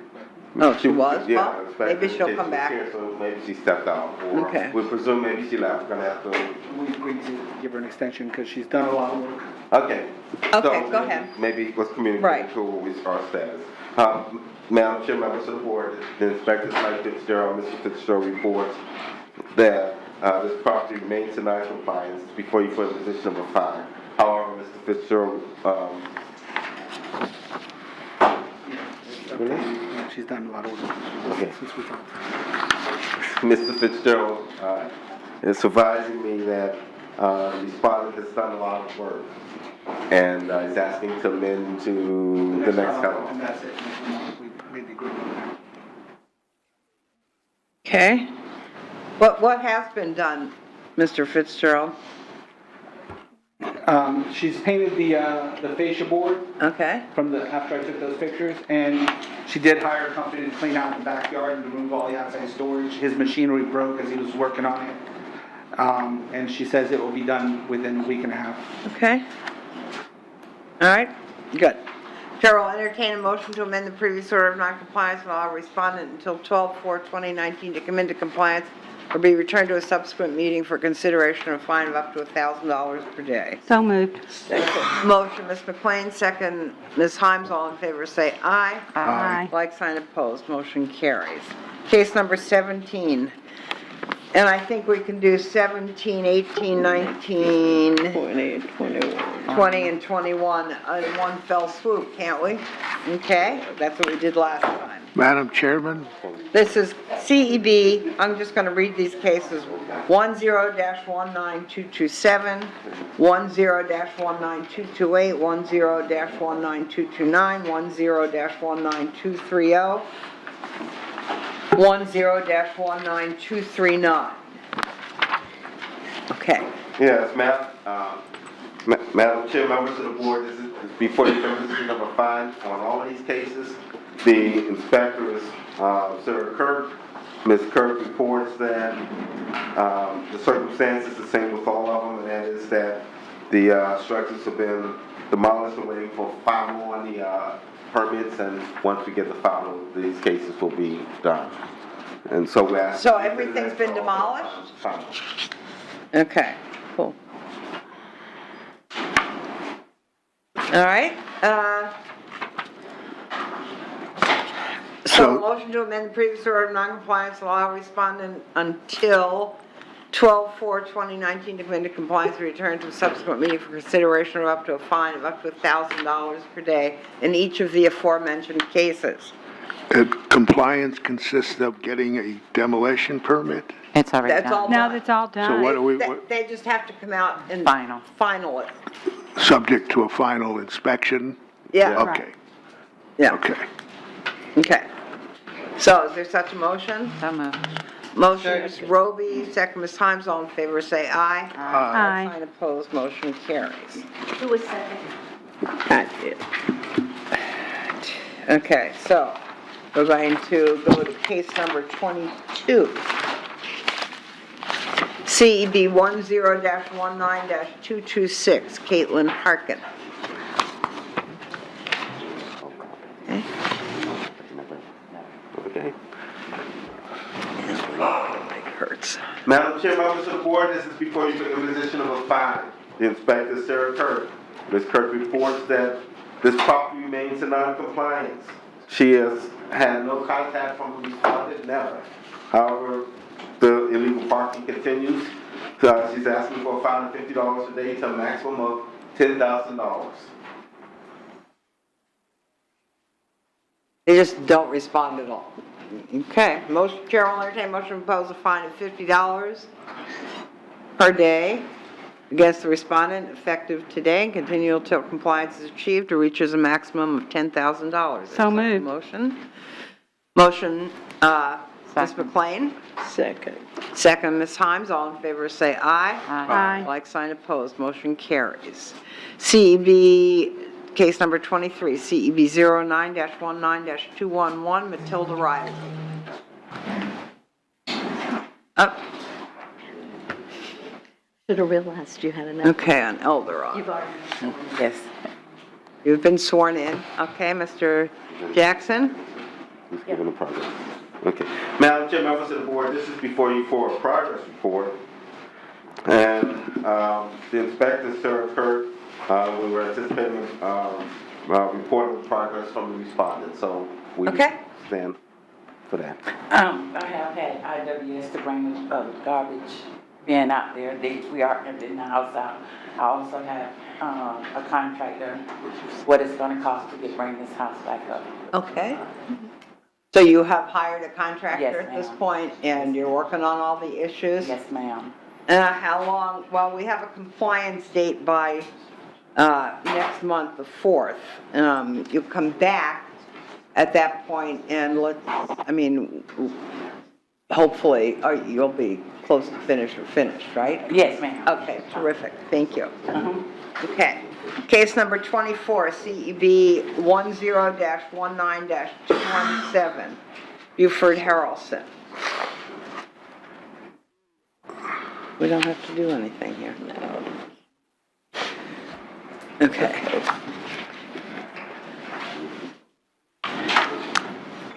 Madam Chair, members of the board, this is before you for imposition of a fine. The inspector is Steve Alderman. Mr. Alderman reports that the property remains in non-compliance. He's asking for a fine of $200 per day to a maximum of $10,000. I turn to Ms. Alderman. February. Good morning, Madam Chair, members of the Morning. board. My name is Steve Alderman, Neighborhood Services Inspector for the City of Daytona Beach. There have been no contact since March on this. It has been condemned. I went out yesterday and the sign that was off, but I took a picture of it rolled up on the side. I tried to unravel it, but it didn't work. But it is condemned as well. Does it need to come to here before it goes to the other board that recommends taking down properties? Pardon? How does that process? The property's been condemned by the building department? I can answer that. Go ahead. The process is run independent of each other.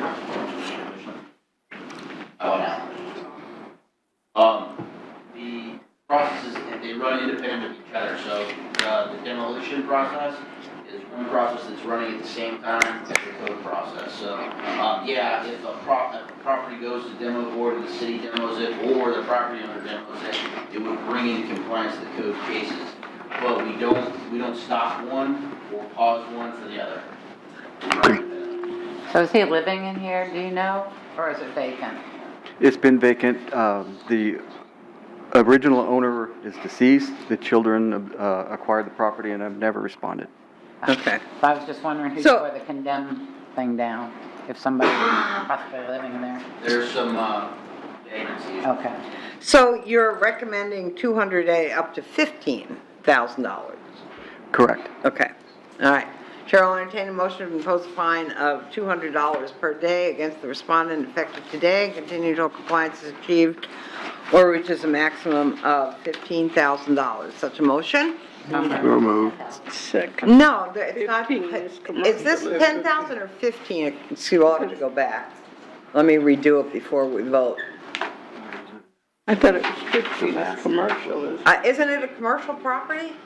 No. No? Its last status was owner occupied, Oh. and deceased, and then it's a Okay, so it is number. 10. It's All right. never been a rental. All right, so we're going to amend that motion to, 10,000. to $10,000, until it reaches the maximum of $10,000. Is that, so who made the motion?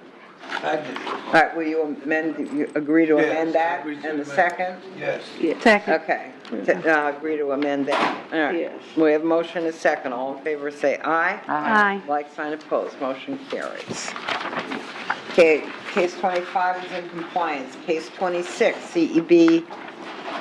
This is the letter that you have. Okay, thank you. CEB 10-19-220, Joseph and Cheryl Whalen. We're here for a progress report and determination of a compliance date. And we have a letter to read.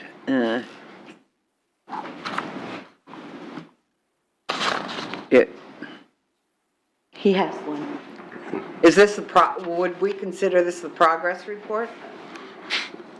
Okay. Yes, I would think that any communication that they would give you would, whether sufficient or not, would be the determination for the board to make.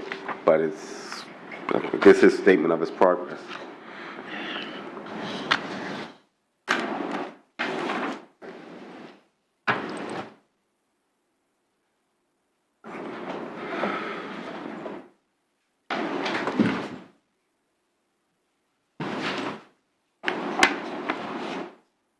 All right, do you want me to read this to the board? No, we all have copies. Oh, you all have copies? Okay. Yeah. All right. I'd like to make a motion that, we amend it to the next cutoff. Well, let's hear, Mr. Jackson, what do you have to tell us? That's the, as we know, this is a, here for progress report, and Mr. Alderman is the inspector here. And we were also to determine the compliance date. Mr. Alderman is recommending compliance the next cutoff. So they need permits, right? Mr. Alderman? Yes, ma'am. And as far as I understand from talking to the owner when I received a copy of that letter as well, he has not pulled them yet. He supposedly has applied. Some work has been done already as far as covering. He removed a lot of the tarps and put a weatherproofing over top of the plywood. Mm-hmm. But as far as the letter goes, I will address that when we have him here. So you've been dealing with this since January? I know. Well, we were here for progress report. It doesn't sound like if there are no permits. Has there been much progress made? He has cleaned up some of the stuff in the back of the house. He's removed the glass, the storage, the barrels in the back. Okay. But he still has all the major structural to address on a permit. Well, okay, so we've had our progress report and we see his letter. I guess we're here to determine a compliance date. And so, do we need to just amend the previous order of noncompliance and move it till next month? Or not? I don't think that's what we do. You ready to find me now? I think we need to come up with a All right, a motion, okay, we need a motion to enter a compliance date of 12/4/2019. Is such a motion? So moved. Okay, motion, Mrs. Himes, second, who was that? Okay, second, Mr. Gonzalez, all in favor, say Twelve. aye. Aye. 12/4. Yeah. Like sign opposed. Motion carries. Okay. Case 27, CEB 10-19-219, Lynn Stepp. All right, not here. Mr. Madam Jack. Chair, members of the board, this is before you for position number 5, the Inspector Steve Alderman. Mr. Alderman reports that the property remains in non-compliance. He's asking for a fine of $200 and they be imposed to a maximum of $10,000. Attended, Mr. Alderman. Okay.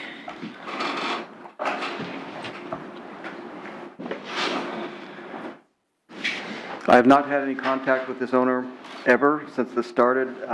It has been a police issue, it has been a mowing issue, and it's a continuous maintenance for code as well. Let me ask you a question. This unsafe pool structure, do we need to authorize the city to secure the property? Oh, what is that? That's the pool. Oh, yeah, I forgot. That's the pool. Yeah, the cut, the pipe. Yeah, that's the pool.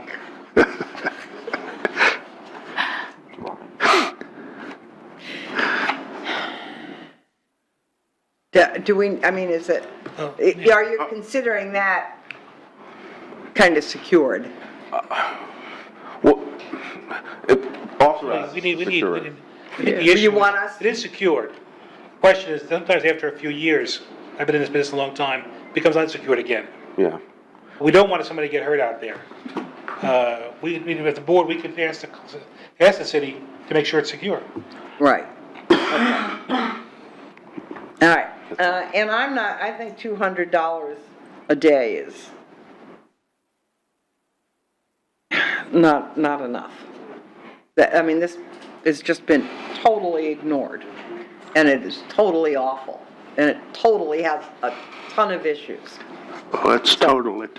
And I would totally recommend $400. There you go. Okay. Boy, So, Chair will entertain a motion to impose a fine of $400 per day for Mr. Gonzalez against the respondent effective today until compliance is achieved or reaches the maximum of $10,000. And a further motion to ask the city to see if the property needs to be secured Okay. for safety reasons. And go further, take any individual action to secure it. Okay, yeah, okay, motion to authorize the city to secure the property if it's needed. Take all action as soon as secure. Yes. Okay, Well, is that leave the good? property. All right, motion by, Pass the motion. okay, so, motion by Mr. Gonzalez, second? Second. Second by Ms. McLean, all in favor say aye. Aye. Like sign opposed, motion carries.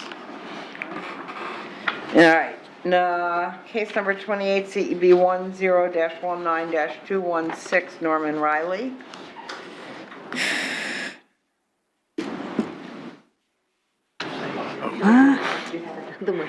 Okay, you don't have to be sworn in again, Mr.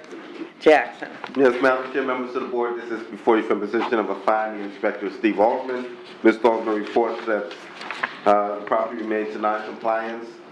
He's recommending a fine of $100 per day to a maximum of $10,000. I tell you, Mr. Alderman. Okay.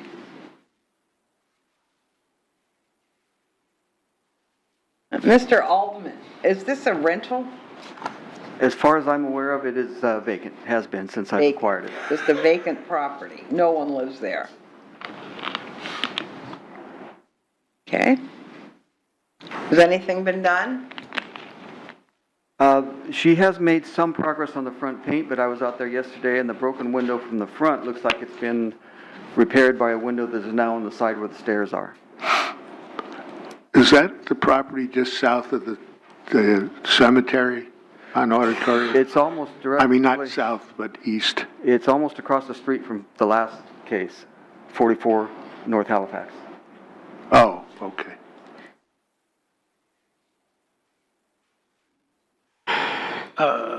Question, this one's not under foreclosure, right?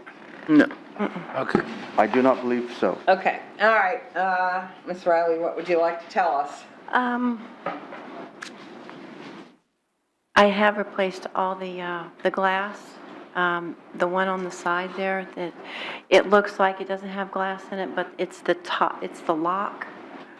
And I need to replace the lock, but actually both pieces of glass are there, the top. But the front, the top dormer window or double hung window has fallen, but it's in front of the bottom part. So it does look like the glass is gone. But I did fix the glass. And I have painted it. I've been losing my mind. I am overwhelmed with stuff. And if you hit me with $100 a day, I only have a part-time job, and I make less than $8,000 a year. So, I mean, 3 days is a paycheck for me if you hit me with $100 a day. I am trying. I'm just get me to the end of the month. Well, what will you have done at the end of the month? I'll have it done. Because I just need the sides done. I've pretty much done the front except for the, what's that thing called? The drip edge. But the roof has been repaired? Oh, I can't do anything about the roof. It's in my father's name. I can't do anything. I can't do anything like that. Only the owner of record can pull a roof permit. I can't do anything about that. Where is your dad? Dad's deceased. Okay, is there somebody handling the estate? That costs money. We can't afford a probate attorney. And you can't probate the state of Florida without an attorney. But is somebody designated? So nobody as POA? owns this property, is that? Well, it's us. It's Mom and me. We're his estate. We pay the taxes. It's us. But to finish my question, is there a POA, power of attorney, for the estate? No. Should know all that. Is there anyone that can maybe look and see if there's an attorney that can help you pro bono? No. Yeah. Go ahead. Yeah. Ms. Riley, what's the intent for the property? Is it rental property? That's where Mom was going after the foreclosure on the house. That's where she's going to So live. that would be your primary residence? Yes. Okay. And it's not a duplex. It looks like that. No, But the city, when my dad bought it, they told him, no more duplex. And that was fine with us, but.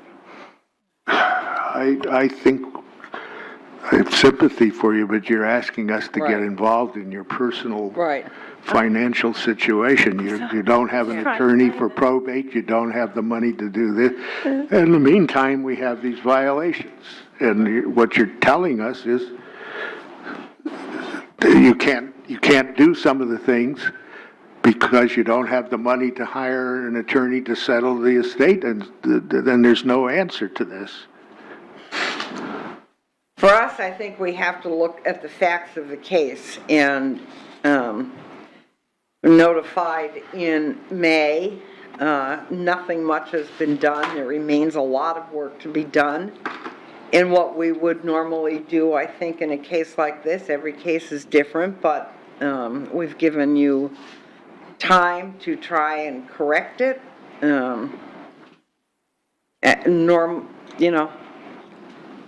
I'm willing to impose a fine of up to $100 a day. Question. Go ahead. Can we be flexible with maybe $50? Yeah. Sure. What is Whatever you want. I came in late. What is the city's recommendation? 100. 100? Oh. Mr. Alderman, just to be clear, I'll read you what it says here, and you tell me if that's been done. Paint the overhangs? No. Fascia? No. Window? Frames? Well, from what she said, it does not appear, the front one is repaired, yes, but from what I could see, the one on the east side now is Okay. not. Landscape maintenance? It's okay. All right. Screens? No. Roof damage? The roof damage is on the front edge, and no. Broken windows are, That was in reference to the other one. oh, okay. If she's gonna be owner occupied, she doesn't have to have screens, though, correct? Well, that is true, but Well, it's still, I've got the screens, they're just off because I was painting. They're there. I'll put them on. Was all it, right, Mr. Gonzalez, would you like to make a motion? Yes, I would. Go ahead. And my motion would involve finding her $50 a day up to the $10,000, and giving her, Until compliance is. right. I mean, you could still apply for a lien review if After you it's get this finished. done. Well, that's all right. Let's just stick to the case here. So Mr. Gonzalez has made a motion to impose a fine of $50 per day up to $10,000 effective today or until compliance is achieved. Is there a second? I said. Second. Second, Mrs. Himes. All in favor, say aye. Aye. Like sign opposed. Motion carries. And city staff will advise whatever we know available in Right. terms of whatever. That's right. if there is Okay. All right, case number, we're going to do these last two cases and then we're going to take a break. Case number 29, CEB 0919-173. Gemma Vasquez. Okay.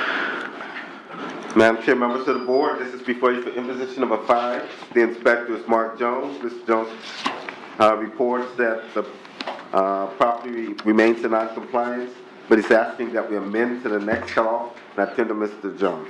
Okay, would you please explain what's left to be done? I mean, well, I understood that no one was living in there, is that right? No, this property is occupied. It is occupied. Yeah, but and there's last time. something about an air conditioner? The problem that we're having at the moment is they've applied for their rental license and they can't seem to locate the check that they submitted. So that's why we're Who asking. can't locate it? Well, they have a cash check, but they can't seem to find where it was credited in permits and licensing. So, And then I still have to do the wait a minute, inspection. so a check was presented to permits and licensing, and it was cashed because the people that presented the check have a check in their hand? Well, this is what That I'm says it being was told, cashed? that from the property manager, that they did come in, they applied for their license. Right. And at the time of application, they paid the rental fees, In cash or check? check. Okay, And what they're saying, and again, I'm getting this from the property manager, that they have the return check that has been cashed okay, by the city, right. but the city's trying to find out where it got credited. This is, So the wrong account was credited. it's Okay. just something All that right, happened. so just, So I'm just okay, giving so them some kind of accounting mistake has occurred, so, Right, we're asking for just to amend to Yes, the next cutoff. okay. Okay. Chair will entertain motion to amend previous order non-compliance law respondent until 12/4/2019 to come into compliance or return to the subsequent meeting for consideration of a fine of up to $1,000 per day. Is there such a motion? So moved. Motion, Mr. Harrington, second. Ms. Himes, all in favor say aye. Aye. Aye. Like sign opposed, motion carries. All right, case number 30, CEB 0919-194, Jose Percy. Remember that.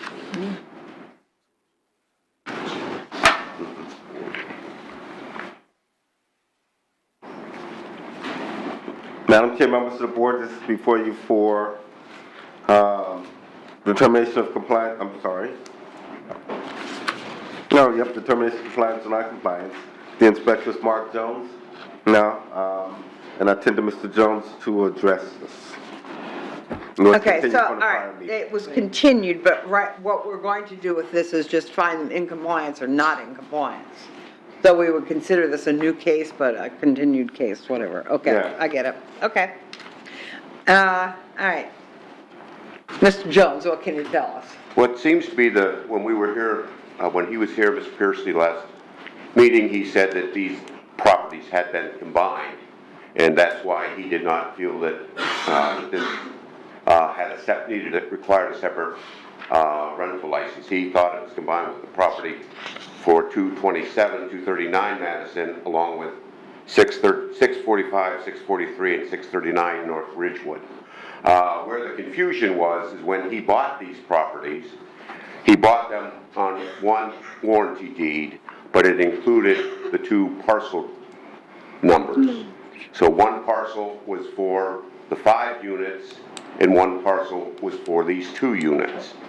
These are the 2 that we're looking for non-compliance and looking for compliance next cutoff. He just needs to get his rental license application, and we need to do the inspection. All right, so the confusion has been fixed, right? There's no more confusion about what needs to be done. Mr. Percy knows exactly what needs to be done. He needs to get a business tax receipt and a rental license for these 2 units located at 223 Madison. Is that correct? I do not know that he is 100% confident in that.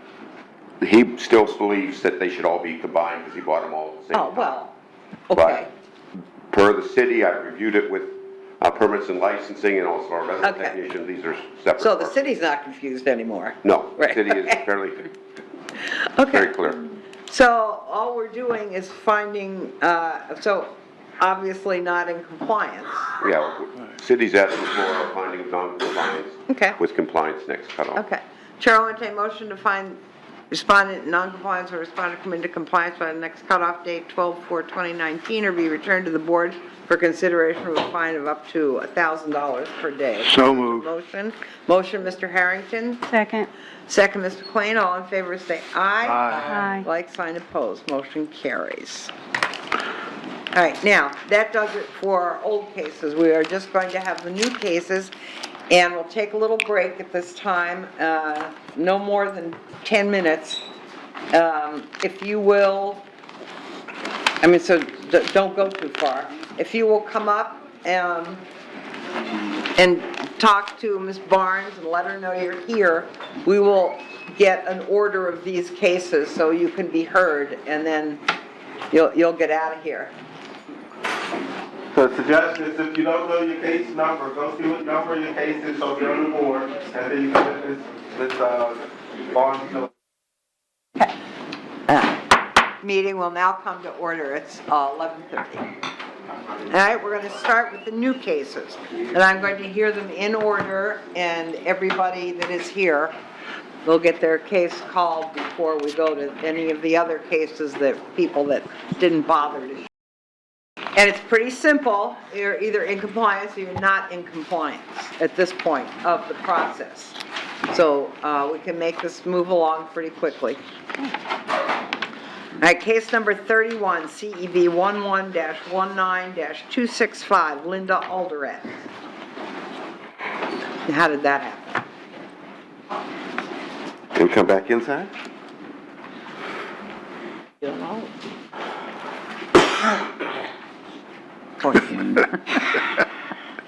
What? This is why. Not here, all right? Case number 32, CEB 11-19-281. Okay. Case number 35. I'm not going to wait, and those people are going to the end. Yes. Okay. Case 35. No. 34. 35. 35? Stop. We're going to start over again. I'm going to call them one more time. If you're not here and you don't respond to your name or your case number, you're going to get pushed back down to the bottom of the list. So we're going to start with case number 31, CEB 11-19-265. That would be Linda Alderette. All right, not here. Case number 32, CEB-11-19-281. Nancy Beckman. That person's not here. Case number 33 is in compliance. Case number 35 is CEB 11-19-291 Emma Morris. There you go. Thank you. State your name and address, please. Mathis Morris Jr., 745 Ellis Street, Daytona Beach, Florida. Good morning. Your first name? Mathis. And your name? Emma Morris. Raise your right hand. Do you solemnly swear or affirm that the testimony you're about to provide is the truth, whole truth, and nothing but the truth? Yes. Thank you. Okay.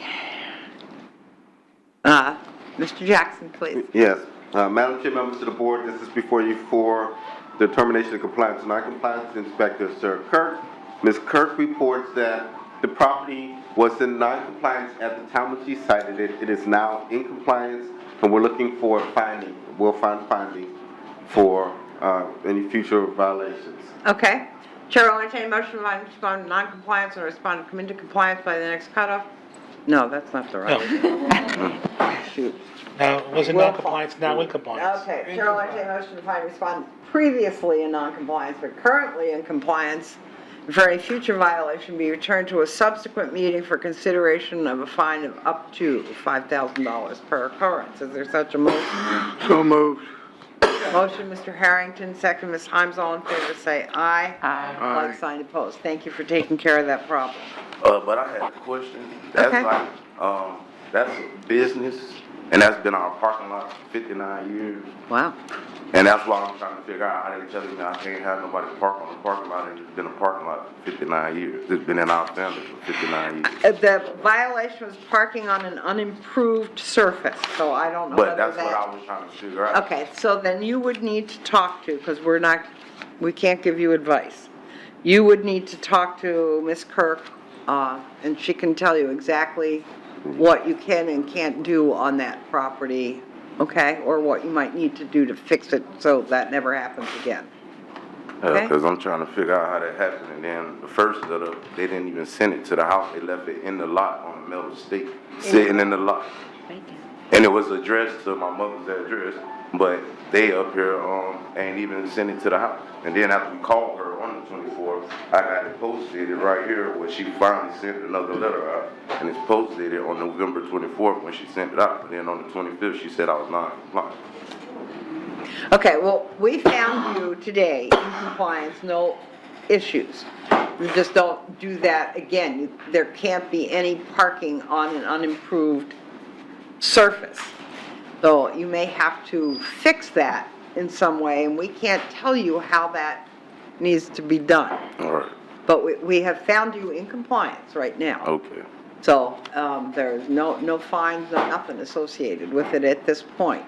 So if you want to talk to the code department, The code department again. Or directly to permits if... or down to permits and licensing or whatever you need to do.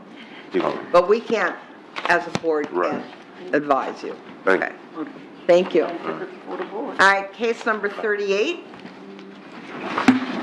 Sir, did you have something to say? I'm the defendant, brother. Oh. We were just trying to address that there's several churches in the community. You gotta be sworn in, sir, you gotta come in. Yeah, come up here. Come on if up and you- be sworn, please. State your name, please. Daniel P. Atson. Okay. Raise your right hand. Do you solemnly swear or affirm that the testimony you're about to provide is the truth, whole truth, and nothing but the truth? Yes, ma'am. I've noticed, the other night after work, I went around the city and I went to 23 different locations, including churches and buildings. I'm 31 years old now. As long as I can remember, there's always been someone with an unimproved lot in this city, including churches, religious, gatherings. And we're just trying to figure out, are we being sequenced to, are they trying to target us? Because that's what it seems like they're doing. As my brother stated, we parked on that same entire lot for over 59 years. And now it seems like 2019 has become a problem for us to park there. But you have churches and gatherings, barber shops, that have unimproved properties in back of their shops where they're basically parking on dirt, which is the same as our property. I think we all understand what you're saying. Yes. And what the problem is. It's not, this board can't consider those things. You can talk to your commissioner. You can talk to permits and licensing or code, but we can't, as a board, as lay people, we're just here to say whether you're in compliance or not in compliance, and you are in compliance as of today. Yes, ma'am, because our business doesn't open up till 10. Yeah. And it doesn't close till 3. It's not like it's a 24-hour business where we're running at 9 to 5 and people are parking on that lot all day long. It's only for a few hours out of the night. And when I talked to the person over code enforcement, they stated to me that it was because of a noise complaint. And I guess because they couldn't get us for the noise complaint, they consider issuing the unimproved part, which she tells me one thing, but the paperwork tells me another. And that's what we're trying to figure out also. And I talked to Mr. Fitzgerald yesterday for 14 minutes and 35 seconds. And he stated that he had no knowledge of the noise complaint. But here I have another agent that works with the code enforcement department that said they have knowledge of the noise complaint. Okay. Once again, we can only rule on what's before us. I'm not trying to cut you off. No, you're fine. I'm not trying to not give you your say, but we can't deal, what we have before us was simply the parking. We don't have anything about noise complaint, anything. There's nothing on Yes, here ma'am. about that. Yes, ma'am. So we can't rule on we can't do anything. All I'm saying is you're in compliance today. Make a meeting with somebody to talk to people about an issue that you're having. We just can't do anything about it. Okay, I fully Okay, understand. all right, We'll go thank you. downstairs and have a Okay, look down. good. Thank All you right, for your thank time. Good luck with that. Okay, case number 38, CEB 11-19-263. Do I need to step Kelly up? Lynn Riley. Oh, well, okay. You're not licensed. Shut them down the news. At least you're not last. Yeah, no, I'm familiar with the complaint Now, and what we're dealing okay, with. It's not the Southside Inn that didn't run up there, it was a lot of. Mr. Jackson. Now, Madam Chair, members of the board, this is before you for determination of compliance or non-compliance. The Inspector Steve Altman. Mr. Altman reports the property is in non-compliance and he's asking for next cutoff for the property to be brought into compliance. I attend to Mr. Altman. I'm pissed, I had another room for that. I was supposed to, that was the one remaining case I had needed to be present for. Mr. Alderman, does anyone live in this house? This house, I believe, is still vacant. Is vacant, okay? All right, the only thing right now is that we're here to determine compliance or non-compliance. From the pictures, it appears that, and Mr. Alderman's testimony, it appears that it is not in compliance. So we're just going to, if you have anything to say. You're either in compliance. When's your next cutoff? December 4th. I think I could have to January. Who lives in this property? Well, no one. What does that No mean? one. Not sure what that means. No, well, I'm probably gonna live there. You're probably going to live there. I gotta see to my mom first. Mr. Alderman, is there a lot of work to do? Yes, I opened this property, or this particular case, on 4/16, and the structure needs painted. The overhangs on the front porch are missing on the north and south corners. There's wall damage. The roof jacks of the roof that was put on I don't know how many years ago are still there, and the 2x6s that are up there are rotting. They've been sitting there so long. And it has broken windows. And there's quite a bit of work to do, as well as property maintenance itself, so. Okay. I'm just going to say this. Where do you live now? The foreclosed property. The foreclosed property with the sinkhole? Yeah. They haven't condemned. We have, they gave us 3 months to get out, and this is what's keeping me from. Okay, Finish. I just wanted to. And all these other properties are just properties you own, and how long have you owned this property? It's like property hell. Yeah. I don't know, over 10 years, I think. Okay. What's your recommendation, Mr. Alderman? Non-compliance, next cutoff. Okay, Chair will entertain a motion to find respondent in noncompliance or respondent come into compliance by the next cutoff date or be returned to the board for consideration or fine of up to $1,000 per day. Is there such a motion? Second. Okay, motion, Mrs. Himes, second, Mr. Gonzalez, all in favor say aye. Aye. Like sign opposed, motion carries. So, we just found you in noncompliance. Case number 39, CEB 11-19-264, Ralph and Susan Sullenberger.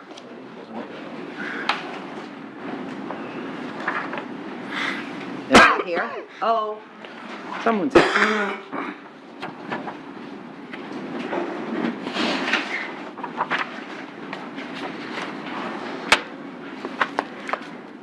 State your name and address, please. My name is Ralph Sullenberger. I live at 348 Fordham Drive, Daytona Beach, Florida, 32118. Right hand. Yes, ma'am. Do you solemnly swear or affirm that the testimony you're about to provide is the truth, the whole truth, and nothing but the truth? I certainly do. Thank you. Madam Chair, members Jack. of the board, this is before you for determination of compliance or non-compliance. The Inspector Steve Alderman, Mr. Alderman reports that the property currently is in non-compliance. And unless something's changed, he had no contact with the respondent, but he believes he can come to compliance by next cutoff. Okay. Attend to Mr. Alderman. Mr. Alderman, so all he has to do is get a permit for the pavers that he installed? Correct, and there have been some issues that the owner will have to address as to the most recent permit that's been applied for. And he has it. He what? He has a application with him, just happened. Okay. What would you like to tell us, Mr. Sullenberger? Good morning, board members. My name is Ralph Sullenberger. Lived at the house for 20 years. Made several improvements. I've had permits. Got a pool in the backyard. I just hit a generator. So everything's been compliant till then.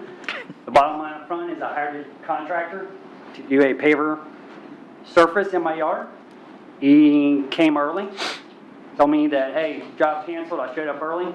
So basically, he did the job. We allowed him to do the job. It was over the weekend. I wasn't home. At the end of the job, we paid him, but I asked him, where's the permit at? He said he was getting it. So the bottom line up front, though, we do have An a application. permit. No, we have a permit. I actually went downstairs and got it. Oh, you have the permit now? I do. So it is for a walkway and a patio, which is basically what he's done.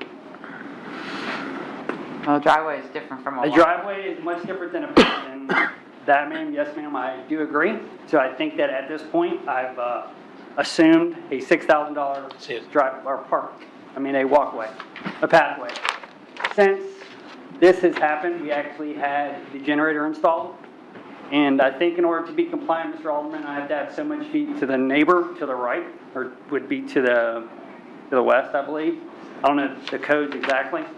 But I think now that he's got to turn into a pathway because the generator's propane tank is just to the left of that truck, if you see in the picture. So basically, I can't park on that driveway now because it's a walkway. I've since put rocks in the driveway since these pictures were taken. So that's kind of where we're at. And the contractor is paver and fences by design. And I believe possibly, I know he's got some other stuff against him. I think maybe even the one you showed today. Possibly the contractor. Okay. So we're here today just to determine whether you're in compliance and non-compliance. I think that Mr. Alderman is saying that you're not in compliance, but that a permit for the driveway will fix it. I don't know how much that, is that the case? Well, the original permit was pulled before and denied. And from their opinion, it's too close to the easement to the west. So that means that, and especially with the propane tank on the east, He has nowhere to go with it, so he's basically gonna end up with about a 4-foot walkway.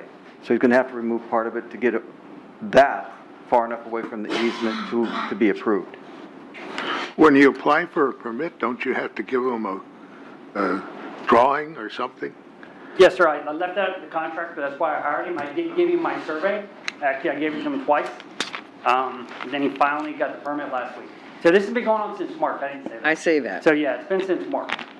So I've been consistently texting, calling. So this means you will not have a driveway at your house? That is correct. I'm gonna have to take that And on you the have, chin. those are garages there in front of the truck? Actually, no, The that's fence. my fence. Oh, it's just your. Yeah, that's my white panel fence. Do you have another driveway on the front I of do, your and house? that's their primary driveway.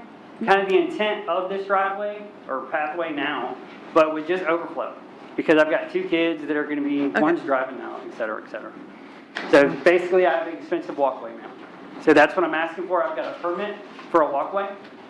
I'm asking for compliance. Can I just make it a walkway? You'd have to ask Mr. Alderman.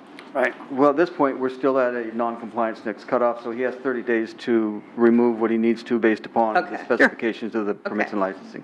All right. Chair will entertain a motion to find respondent in noncompliance or respondent come into compliance by the next cutoff date and be returned to the board for consideration of a fine of up to $1,000 a day. Is there such a motion? So moved. Motion, Mrs. Hyams, is there a second? Second. Second, Ms. Roby, all in favor say aye. Aye. Like sign opposed, motion carries. Please get with Mr. Alderman and with permits downstairs and do whatever you need to do by next month. That's all we're saying. No, I got it. Okay. I did have one question though, if I may. Okay, well, ask him. And I know it's gonna take another motion. Okay, got it. Sorry for your troubles. That's what happens when you hire a contractor. Yeah, it Aw. does happen. Okay, case number 45. That is on page 15. I'll send you a letter.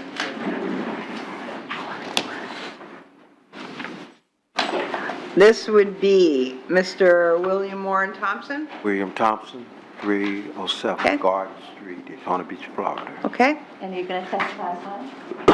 Made it, Couture Thompson, 304 Garden Street. Can you spell your last name? K-E-T-U-R-A-H. Raise your right hand. Do you solemnly swear or affirm that the testimony you're about to provide is the truth, whole truth, and nothing but the truth? Yes. do. Thank you. Madam Chair, members of the board, this is before you for determination of compliance or non-compliance. The inspector is Mike Fitzgerald. Mr. Fitzgerald reports that the property is in non-compliance right now, and he believes that it can be brought into compliance by next cutoff. Send to Mr. Fitzgerald. Okay? Michael Fitzgerald, City of Daytona Beach Code Enforcement. My credentials are on file.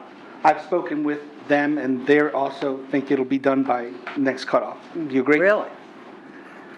Okay. And if, okay, no, go ahead. Not only this may I? Yeah, Not go only ahead. This property, we, contractor issues, we would not believe, overwhelmed. However, we have 3 other properties that we are trying to bring up to code. So in effect, we have 4 pieces of property we're trying to bring up to code. We can have a little bit more, and we were working on those properties first. This one was sort of last, so. Well, this is, okay, this is the property that's before us, 307 Yes. Garden Street, okay? That's what we're that's the only thing we're talking about today. I don't know anything about the other properties at this point. Sorry. That's okay. But this is what and obviously from the pictures and from Mr. Fitzgerald's testimony, and probably you would admit as well, this property is not in compliance, although you're trying to get it into compliance. Is there any discussion from the board of allowing them till the January cutoff date instead of? I'm fine with giving them January. Yeah, me too. I think So it's, they're asking for it, I think we should get it. Yeah, okay.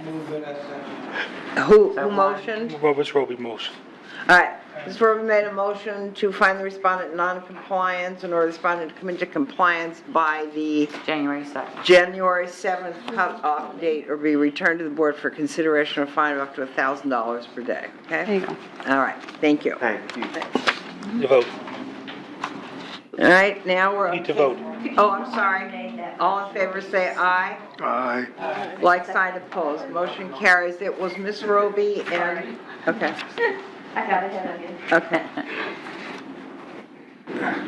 All right, now we're doing case 47, CEB 11-19-261, Alan Wayne LaFond and Jennifer LaFond. State your name and address, please. I'm Alan Laughlin, 450 Laughlin. Tarragona Way. Raise your right hand. Do you solemnly swear or affirm that the testimony you're about to provide is the truth, the whole truth, and nothing but the truth? Yep. Thank you. Okay. Madam Chair, members of the board, this is before you for determination of compliance or non-compliance. The inspector is Cliff Reckenzone. Mr. Reckenzone reports that this property remains in non-compliance. He's asking for next cutoff for the property to be brought into compliance. And I attend to Mr. Reckenzone. Okay.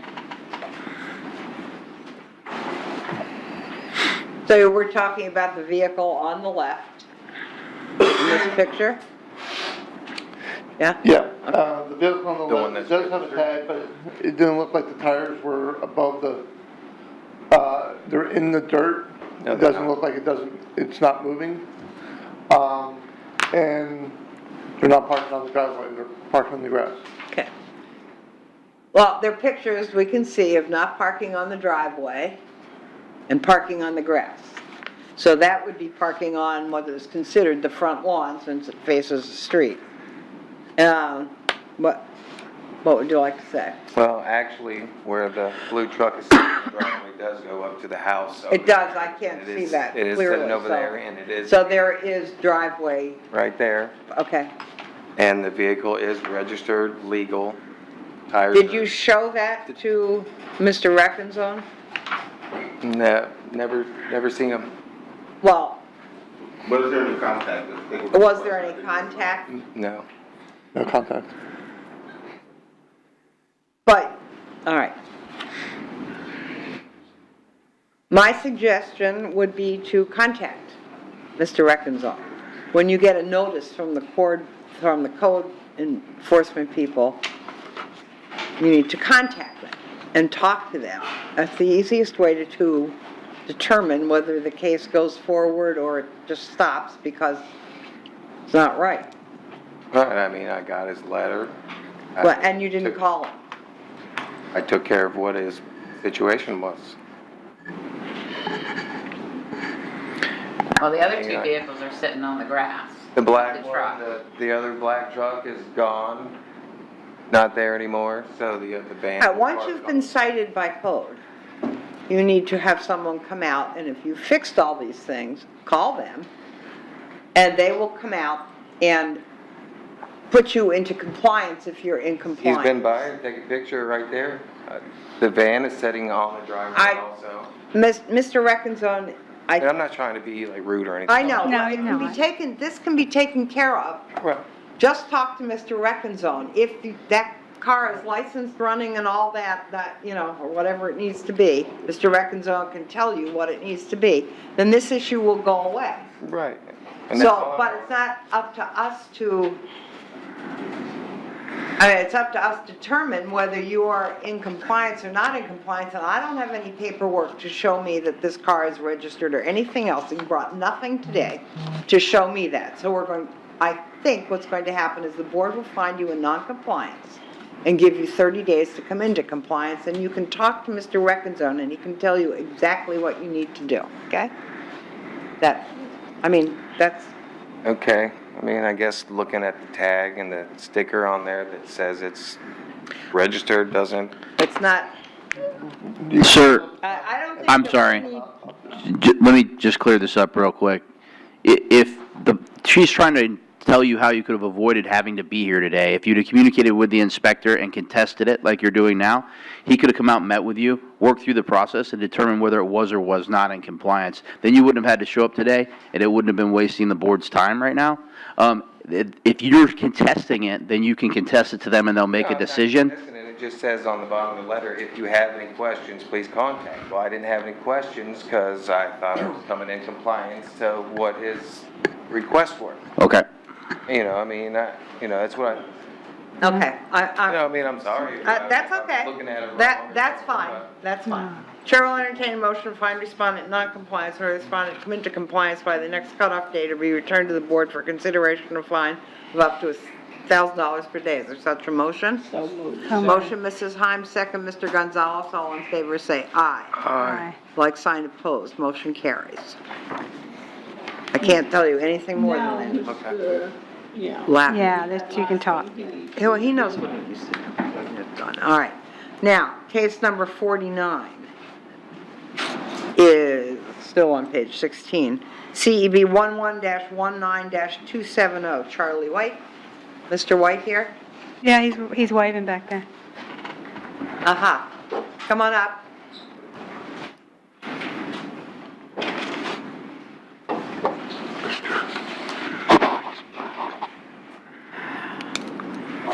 And this is also Mr. Reckonzone's case, right? State your name and address, please.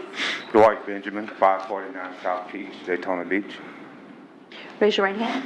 Do you solemnly swear or affirm that the testimony you're about to provide is the truth, the whole truth, nothing but the truth? Yes. Thank you. What's your last name, sir? Benjamin. Benjamin, okay. Thank you. Benjamin. All right, we're going to hear from Mr. Jackson. What is Mr. Benjamin's association with case number 49? There you go. I'm 40. 48. Yeah, you called 49. Yeah, call it 49, that's why I was, okay. Oh, I'm sorry, I had written down here 49, I so, did too. okay. We're on 48. 48. Okay, Okay. got it. That's my bad. Thank you. So we're going back to 48, okay. Yes. Okay, Sorry. okay.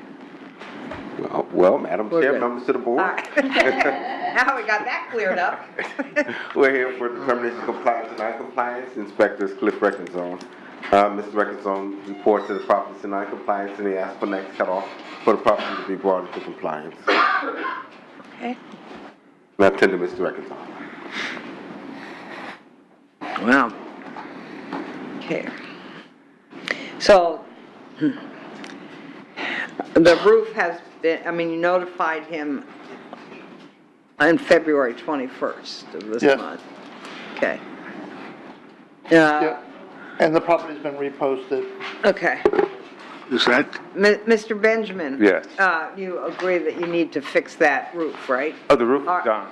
The roof is done? Yes. And there again, did you call Mr. No, Reckenzone? like you just said. Good, cool. Okay, so we'll, if that's done, that's wonderful, and as far as the vehicle goes, move the vehicle, and Right. that's, Okay. that's a simple fix, especially when all that, Yeah. not the roof wasn't a simple fix, but it's Right. done, so we can be, you won't have to come back here again. Okay. But get in touch with Mr. Oh, I Reckenzone, will. please. All right. Okay, all right, good.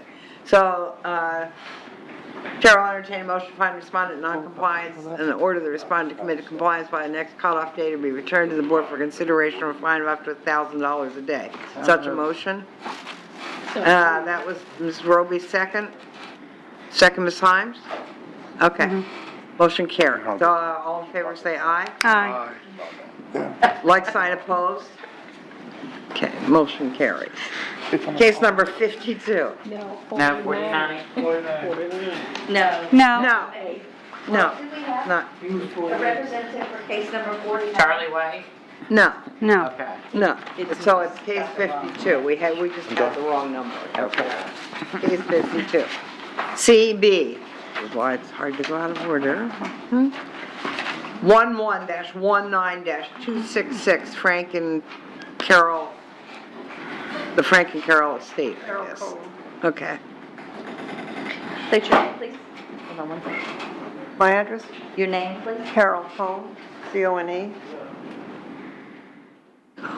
192 Bermuda Petrol Court, Daytona. Raise your right hand. Do you solemnly swear or affirm that the testimony you're about to provide is the truth, whole truth, and nothing but the truth? I do. Thank you.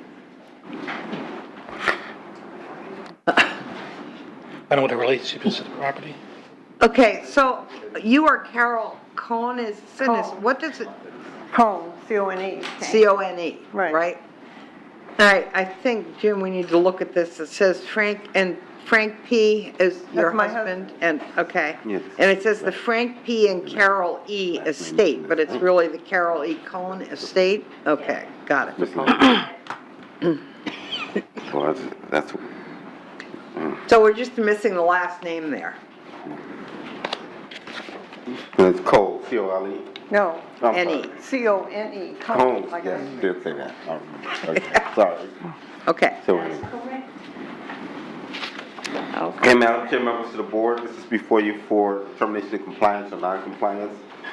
The inspector is Cliff Reckenzone. Mr. Reckenzone reports that the property is in non-compliance, and he's asking for next cutoff of the property to be brought into compliance. I do note that Mr. Reckenzone also indicates that he has had no contact from anyone regarding this property, and as we keep seeing a growing agenda, that seems to be a challenge. So keep that in mind. Tell you, Mr. Reckenzone. Okay.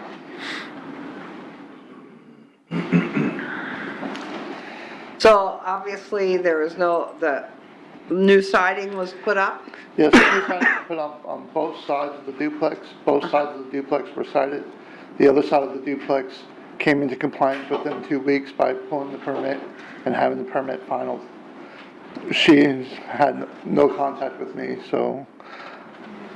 Okay, what's going on? I didn't know that after the work was done, I needed to. You didn't know what? After the work was done, I did not know you need to get contact you. My citation was because of work without permits. That's what it said. Well, what happened was, they were gonna paint in Pelican Bay in September. And it was because of the wood rot that was on the houses. Because they paint over wood rot. So my son said, Mom, he said, I can fix the wood rot, and that was like in July. So he brought his crew in, and I didn't get a permit. So they came in, they got rid of the wood rot, and they painted in September. So I didn't know, and then they had a board meeting at Pelican Bay, and my problem was I didn't get a permit. So they didn't find me or anything. So then I got this letter. Is your son a stating, contractor? Please? Is your son a contractor? Yes, he's a general contractor. Then he ought to know that you have to have a permit. Well, he doesn't, he was just visiting me. He wasn't, he's. from Okay, so Kansas here's City. the issue. He was trying to help me. The issue is, and you've admitted it, that there's no permit for the siding. That's right. So you're not in compliance, and all you need to do is get a permit for the siding, and then you'll be in compliance, and this will go Do away. I still have to get a permit now? Yes. Well, yes, I would talk to Mr. Reckenzone and ask him what it will take for you to get it. Yeah, I didn't know that. I thought after the work was done. No. That was No, like, okay, all right. and I'm sorry. No, that's okay. It's all right. This will, It's okay. It's this easy will to get taken care of if you get what you're missing is a permit. And talk to Mr. Reckenzone, he can walk you through that process, and that'll be taken care of. Okay, that's fine. All right. Chair will entertain a motion to find respondent in non-compliance or respondent committed compliance on the next cutoff date, or be returned to the board for consideration of a fine of up to $1,000 per day. Such a motion? So moved. Motion, Ms. Roby, second, Ms. Himes, all in favor say aye. Aye. Like sign opposed. Okay, case number 54. Johnny E. and Randy E. Richardson.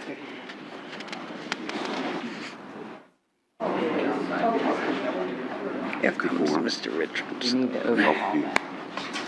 Is there somebody here for this one? Yeah, I think he's coming. Oh, okay. I missed that, I'm sorry. State your name and address, please.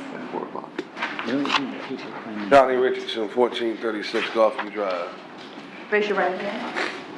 Do you solemnly swear or affirm that the testimony you're about to provide is the truth, the whole truth, and nothing but the truth? Yes. Hello. Good morning.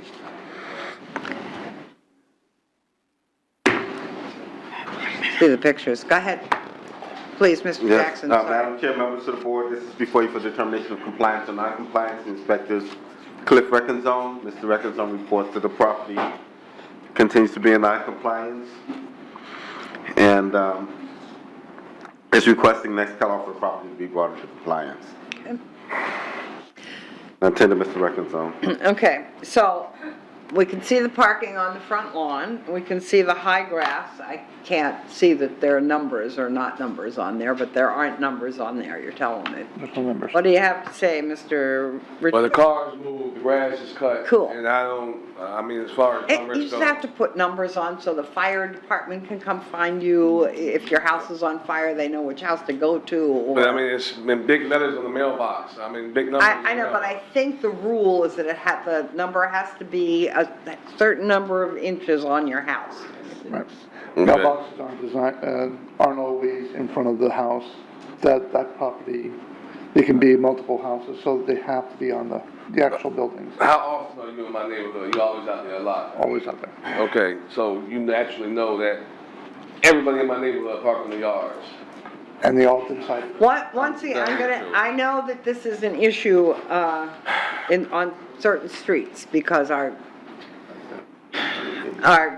city was built, a lot of the houses were built in the 50s when everybody had one car, not more than one car. And it's not an issue for this board. It is an issue if you'd like to talk to somebody, you can go to the commission and talk to them about it. Because I know it's a problem all over this city, Okay. not just where you live, but it's in Bel Air. There are all kinds of places where this is an issue. Well, the cars moved and the grass. Okay, that's good. Yeah. So, you need to ask Mr. Reckenzone to come out and check that out. That's fine. Okay, Right that's now. all, and then this will go away as well. Put some Okay. numbers on your. Yeah, And put slap some some numbers numbers on the house. All right. Sounds good. Okay, so, And motion, let him know before the cutoff, you won't have to come back. and you won't have Okay. to come back, you just do those simple things or And show this is him your no that phone you're number right done. here? Yes. All right. Okay. All right. Chair will entertain a motion to find respondent non-compliant, the respondent come into compliance by the next cutoff date or be returned to the board for consideration for a fine of up to $1,000 per day. Is there such a motion? So moved. Does Golfview? Aye. Motion, Ms. Roby, second, Ms. Himes, all in favor, say aye. Aye. Like sign opposed, motion Thank carries. Easy. Okay. Now, case 55 is CED 11-19-259, Keith Beecham. Mr. Beecham here? What was the name of the street you gave? Was Golfview? He is coming. What about?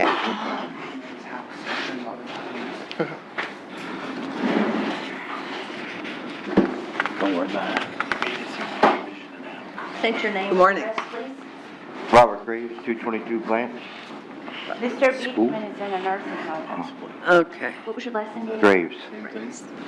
hold Are you on. also going to Off-street testify? parking, junk Your vehicle. name? And what's your name? Rental license? Graves? Yeah, nothing on license. Raise your right hand. You solemnly swear or affirm that the testimony you're about to provide is the truth, whole truth, and nothing but the truth? Yes. Thank you. And what is your relationship to Mr. Beechman? Friends, Just a friend. But he knows you're coming here today?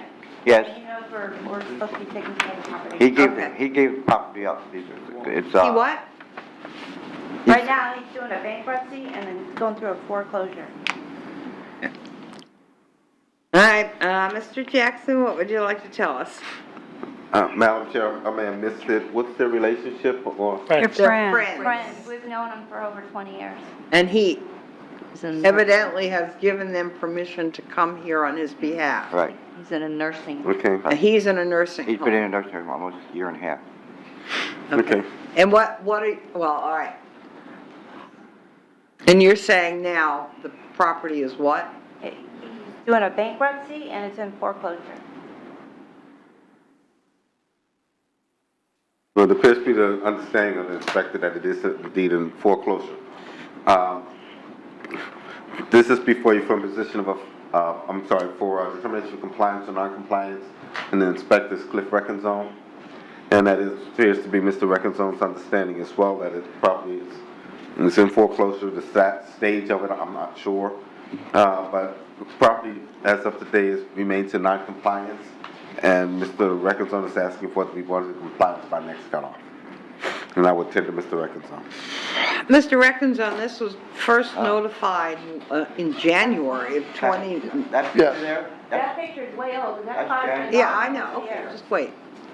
January of 2019. Yes, and I was holding it because of the foreclosure, but I was told to push it through the court. In January, it was being, I don't remember the exact date of the foreclosure, when I found it being in foreclosure, but once I found it in foreclosure, I was holding the case to see what was going on. And because the case has continued so long, is why I brought it to the court.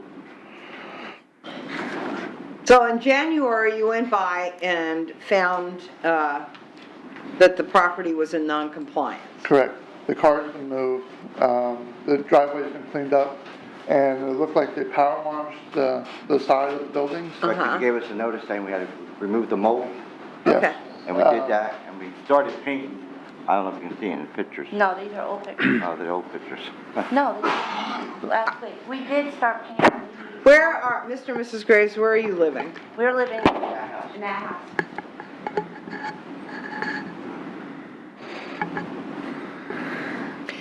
All right, so who, was it Mr. Beecham that received this notice? It would be the property owner, yes. The property owner received the notice when, I don't know. The property owner was notified in accordance to the manner which Right. the statute requires. Okay, Mr. Records owner, I don't think he said it yet, but he hasn't had any actual contact with the property owner. right.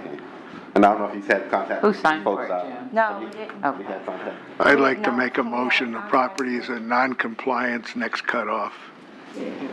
Okay. Yeah, All right, I agree. Mr.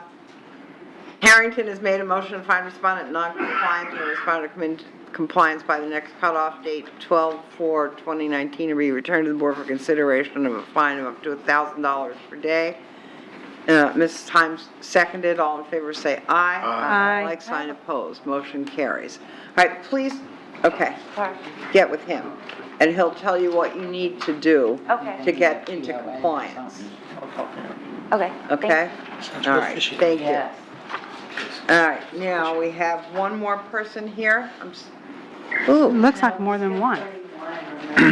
Oh, they came back. All right, well, first, 59. Case number 59, which is on page 19. I'm going to tell you what case that is. CEB 11-19-247, Preston Postal. On the far end. Okay. Is it Mr. Harrington? State your name and address, please. Preston Postel, 551 Mark Avenue, Daytona Beach, Florida, 32114. Raise your right hand. Too late. Do you solemnly swear or affirm that the testimony you're about to provide is the truth, the whole truth, and nothing but the truth? I do. Thank you. This is before you for determination of compliance or non-compliance. Inspector is Cliff Reckenzone. Mr. Reckenzone reports to the property to non-compliance. He's asking for next cutoff for the property to be brought into compliance. Okay. To the Mr. Reckenzone. Okay, so, Mr. Postal, it looks like you need some roof work. Yes. Okay, can you get that done? I'm working on it now. I contacted the insurance company. During the probate, they dropped our contact. I didn't know that they were still responsible. I got in contact with them, and I have a claim number for them now. It's still in the investigation. Okay, so it's not in compliance, so they're still investigating, so, probate, this means that, is Preston, are you Preston Leonard? Yeah. Smart. Okay. So you own the house, I don't understand where probate comes in. My mom passed. and Okay. Gave me the house. Got it Okay, through now I get it, okay. So you're in the middle of trying to get some insurance money to get the roof fixed. The damage was done when your mom was alive? Yes. Okay. We So was that's on what they're it. She looking got at. sick, so we didn't. Okay, okay. So, oof. Here Just find again, them in non-compliance. yeah, Next cutoff. well, Yeah. okay. Motion that we find him in non-compliance in the next cutoff. All right, Mrs. Himes made a motion to find him in non-compliance and next cutoff date, come into compliance by the next cutoff date, 12/4, be returned to the board for consideration of a fine of up to $1,000 per day. Is there a second? Second, Mr. Gonzalez. I just want to say something. I'm looking at the first notification on here, which is 12/13/2018. That just kind of caught my eye. I would imagine it was. It's almost 2 years ago. Yeah, but it. So is that when your mom lived there? Yeah, she was, she passed February 5th, of last year. Okay.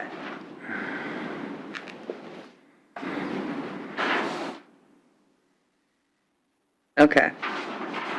All right, well, anyway, we have a motion and second. Hopefully you'll get the insurance people working on this and you get this done. And stay in touch with Cliff. And maybe get with don't- Mr. Reckenzone and he can tell you what you need to do by next month, okay? Okay. I sent out, I had a phone call and I sent 2 emails out. Just into the back and I'll. So we need a vote? Vote, need to vote. All right, we have a motion and a second. All in favor, say aye. Aye. Like sign opposed. Motion carries. All right, now we'll go back to 31 and 32. Did anyone show up? Case number 31, CEV 11-19-265, Linda Alderet. Nope, not here, okay. What are those people here for, though? I don't know Number why, 58 are is you here. here for a case? Number 58 is here, according to the inspector. Because I don't have that written down. Before we do 31 and 32, we'll get everybody that's here. But if you didn't sign up, I don't know that. 37 and 58. You're 58? So which Come on up, case are and then we we'll do doing? 37. 58, I think. 37? Oh, we're doing 37 now? No, we're doing 58 first since we were on that page. Oh, Because I Jesus. talked to them first, that's all. State your name and address, please. I'm Orlene Newby, 83B Lynbrook Drive, Bunkers, Florida, 32137. I'm Nalia Tamwa, also 83 Linwood Drive, Bunkers, Florida, 32137. Raise your right hand. Do you solemnly swear or affirm that the testimony you're about to provide is the truth, the whole truth, and nothing but the truth? What is your relation? I'm mother, and a daughter. I'm the owner. You're Nalia? Yes, ma'am. Okay. She goes to school in Orlando, Central Florida, so she's there all the time. Okay. Okay. Mr. Jackson? Yes, Madam Chair, members of the board, this is before you for determination of compliance or non-compliance. The inspector is Cliff Reckenzone. Mr. Reckenzone reports that he's had communication with the mother. He believes the water property remains in non-compliance. He believes that they can be in compliance by next cutoff. And to Mr. Reckenzone. I made first contact yesterday, and we walked around the entire property, talked about what needed to be done and what still needs to be completed. Okay. I believe that it ought to be done before next cutoff. Good. All right. Thank you. So we just have to rule on this. So you work with Mr. Reckenzone. When you get the work done, call him. Tell him to come out and relook at it, and then you won't have to come back. Thank you. We had, misunderstanding, miscommunication. We didn't understand that when we get the notice, we can call him and communicate. Right. And we just felt Good. like anxious to Good. start. Who lives there, actually? It's a no vacant, one there. it's a vacant office. Vacant. The vacant office? Yes, it's commercial. Okay. Madam Chair. I Yes. motion that we, find a non-compliance and next cutoff. All right, Mrs. Himes has made a motion to Second. find the respondent non-compliance or respondent come into compliance by the next cutoff date, 12/4, or be returned to the board for consideration of a fine of up to $1,000 per day. Is there a second? Second. Second, Mr. Gonzalez. All in favor, say aye. Aye. Like sign opposed. Motion carries. Okay, now case 37 is also here? Thank you. Yes. Uh-huh. Thank you. That's what we are. You didn't sign up. Yes, I did. Twice. I just move on. There's a mix-up in the numbers. He has 31, we have 37, and it's 37 up there. Oh, okay, so we're on case 37, Did you which actually is page correct the 13. downloads? Correct. CEB 11-19-262. State your name, please. John Nicholson, 413 North Grandview Avenue. Raise your right hand. Do you solemnly swear or affirm that the testimony you're about to provide is the truth, whole truth, and nothing but the truth? Yes. Thank you.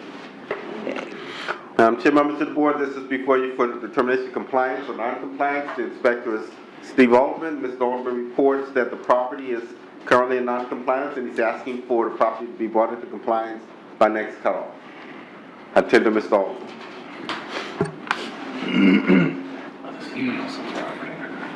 It says, Mr. Alderman, both structure, broken windows in both structures. What does that mean? There are Missing two siding. structures on this property. One address, two Two structures? separate addresses. The garage is a separate address now. What's that address, 415? No, 411 and 413. 411? There used to be a half, but then a couple of years ago, everybody had to Oh, get rid of their yeah, halves. yeah.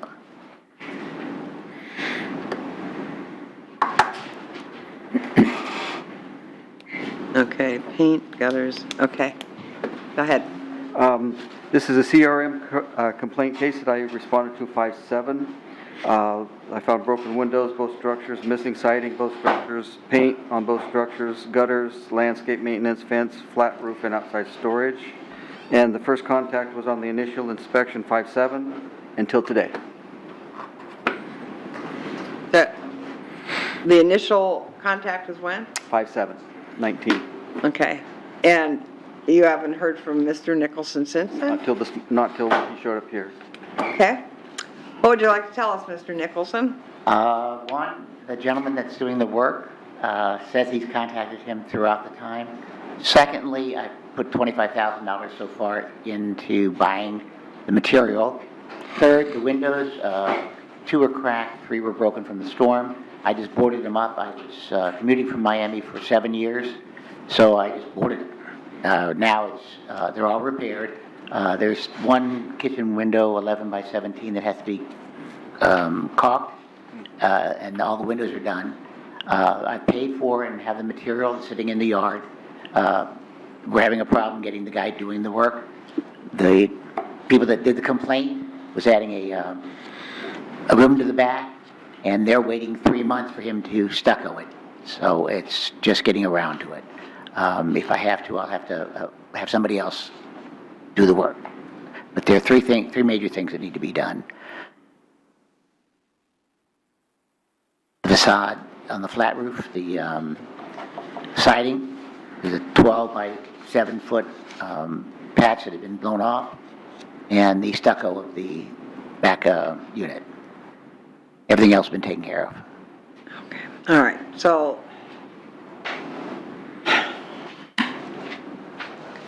obviously you're not in compliance, we Right. can see. And what is next month? Next Non-compliance, cutoff? next cutoff, please. What? Non-compliance, next cutoff, please. Okay. Chair will entertain motion to find respondent non-compliance or respondent come into compliance by next cutoff date and be returned to the board for consideration of a fine of up to $1,000 per day. Such a motion? So moved. Second. Motion, Ms. McLean, second, Ms. Himes, all in favor say aye. Aye. Like sign opposed, motion carries. So just stay in touch with Mr. Alderman, please. I thought I was being, but okay. Okay, all right, well, okay. Now, I guess we're Page going to 11. go back to 31, right? 31, page 11. Page 11. And I don't think there's anyone else here but us chickens, all right. Page 11.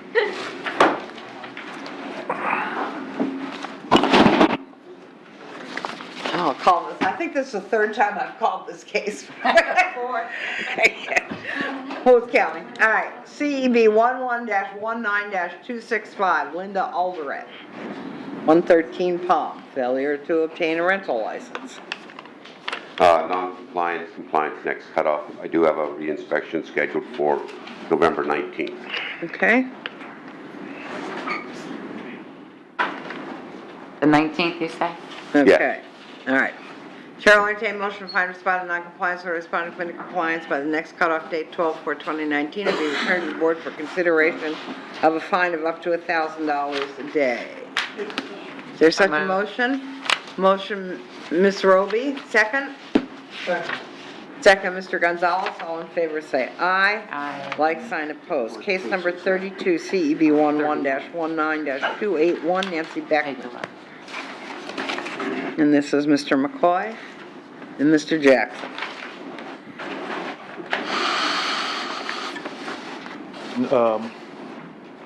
Non-compliance next cutoff, I conducted an inspection already, and it failed, need a reinspection. So one inspection failed.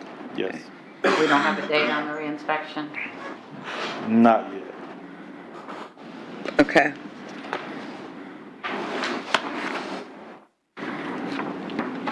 The standard time for our reinspection is 30 days, but anywhere in between that. Okay. Oh, look at these pictures. Looks like, Looks like it needs a little bit. yeah, sure does. Okay. It's minimal, it's very minimal. It's minimal? Okay. Chair will entertain motion for responding to non-compliance or responding to compliance with the next cutoff date, 12/4/2019, or be returned to the borough for consideration of a fine of up to $1,000 a day. So moved. Motion, Mr. Harrington, second, Ms. McLean? Yeah. Okay. All in favor, say aye. Aye. Like sign opposed, motion carries. 32. Okay, 33 is in compliance, 34. CEB 11-19-267, Alan Engelmeyer. Trash and debris. It's pretty straightforward.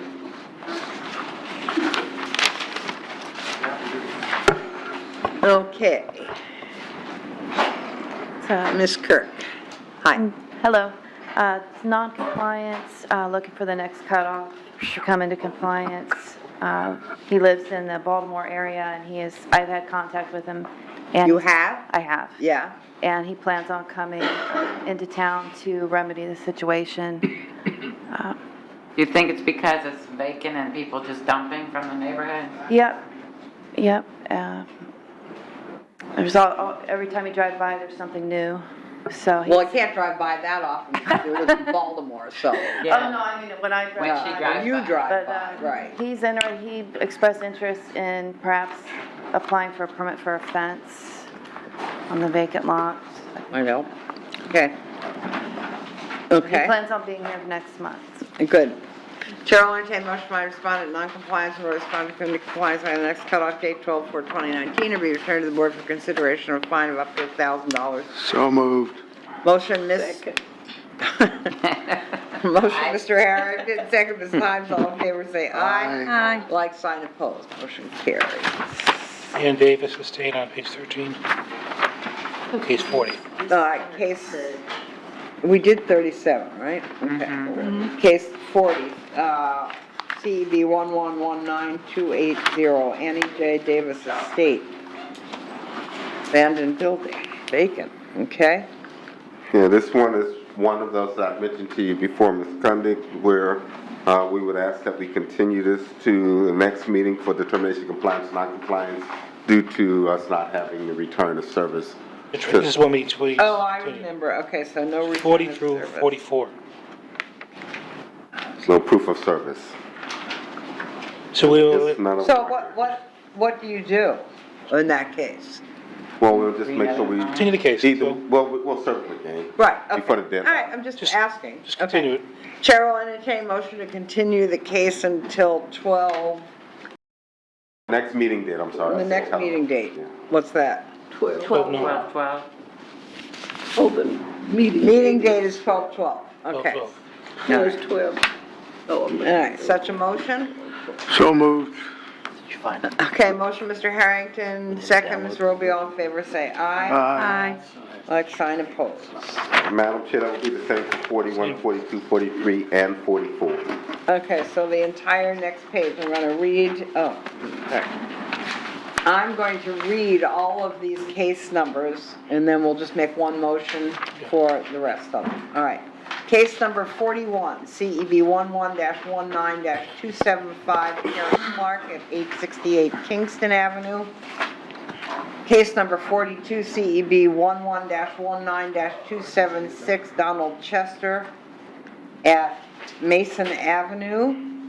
Case number 43, CEB 11-19-278, Shania Dent at 322 Keach Street, and case number 44, CEB 11-19-279, Theodore Carter Estate at North Caroline.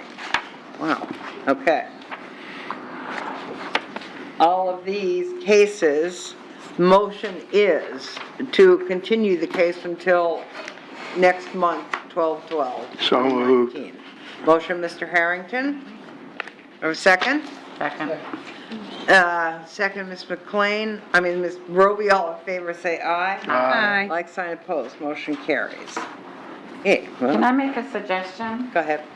Captain Lee, can you change the wording on the bottom of those notices that get left with these people to contact, not if you have questions, just contact Yeah, the inspector? I actually already made a note of it. Yeah, Okay. We We're- actually had this conversation Yeah. some time ago and made Yeah. those changes and it's, Right. Well, if you tell them to call instead, if you have questions, the guy said, I didn't have no questions. Right. You did, but Yeah.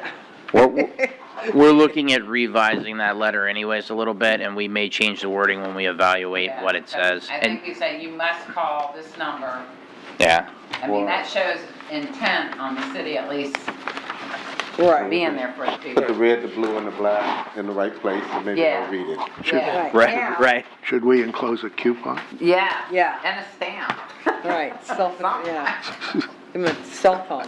All right, we have to do case 49, correct? That was when we got confused. CB, 11-19-270, that's Charlie White at 3 Wagon Wheel Court. Your buddy. Yeah.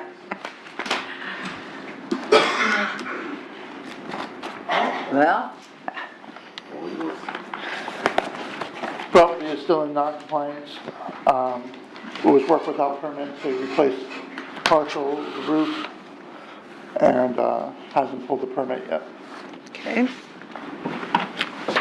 Any contact?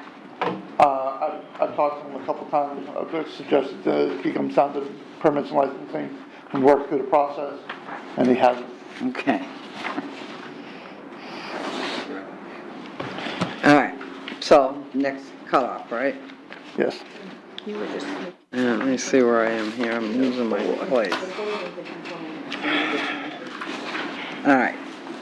Chair will entertain a motion to find respondent non-compliance and order respondent to commit to compliance by the next cutoff date or be returned to the board for consideration of a fine of up to $1,000 per day. Such a motion? So moved. Motion, Ms. Roby, second, Mr. Harrington?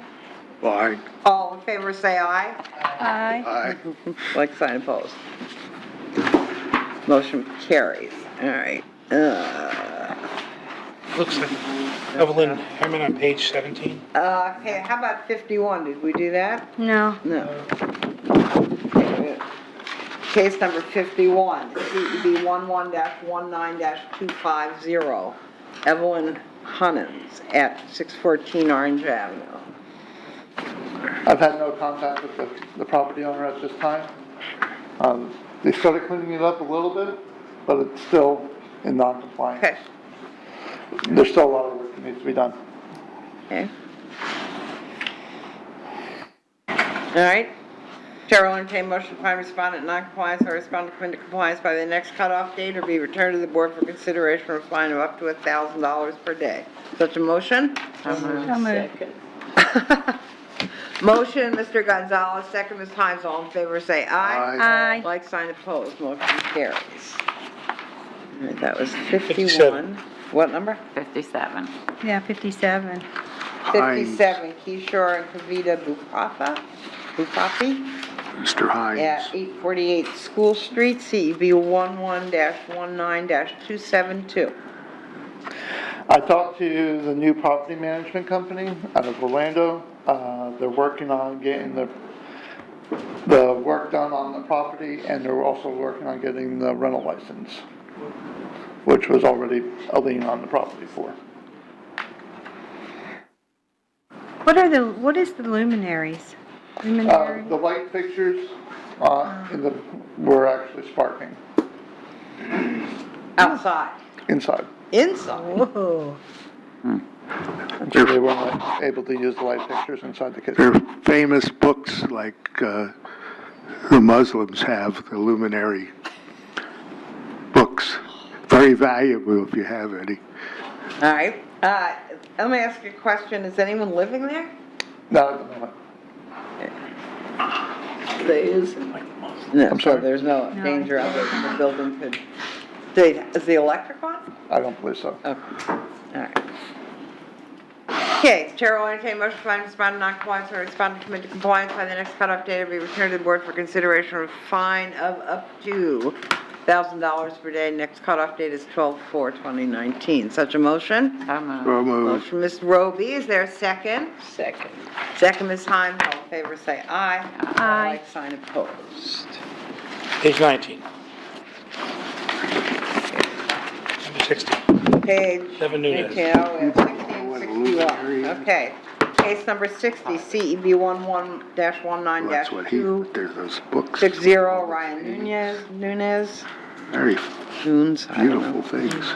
Nunez, I was made. right the first time. Okay, Property owner has removed all the vehicles off of the property. okay, Tried to express to me that they were not renting, but when I went to do the posting, the tenant opened the door and told me that she was the tenant. Nice. And now they're working on getting their rental license. okay. His pants are on fire. Yeah. The chair will entertain a motion by respondent non-compliance or respondent come into compliance by the next cutoff date, 12/4/2019, and be returned to the board for consideration of fine of up to $1,000 per day. Such a motion? Motion, Ms. Roby, second, Ms. Hymes, all in favor, say aye. Aye. Like sign opposed. Next time, tell your tenant not to say.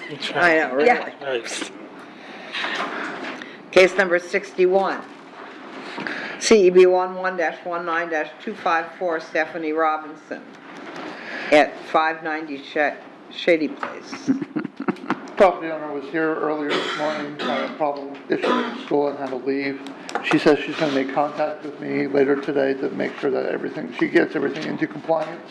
Okay, So just next cutoff. all right. Chair, I entertain motion by respondent non-compliance or respondent committed to compliance by the next cutoff date, 12/4/2019, or be returned to the board for a consideration of fine of up to $1,000 per day. So moved. Motion, Mr. Harrington, second. Second. Second, Ms. Roby, all in favor, say aye. Aye. Like sign opposed, motion carries. Is there any miscellaneous business? Yeah. Did a good job. Well, Okay. we have Long one agenda.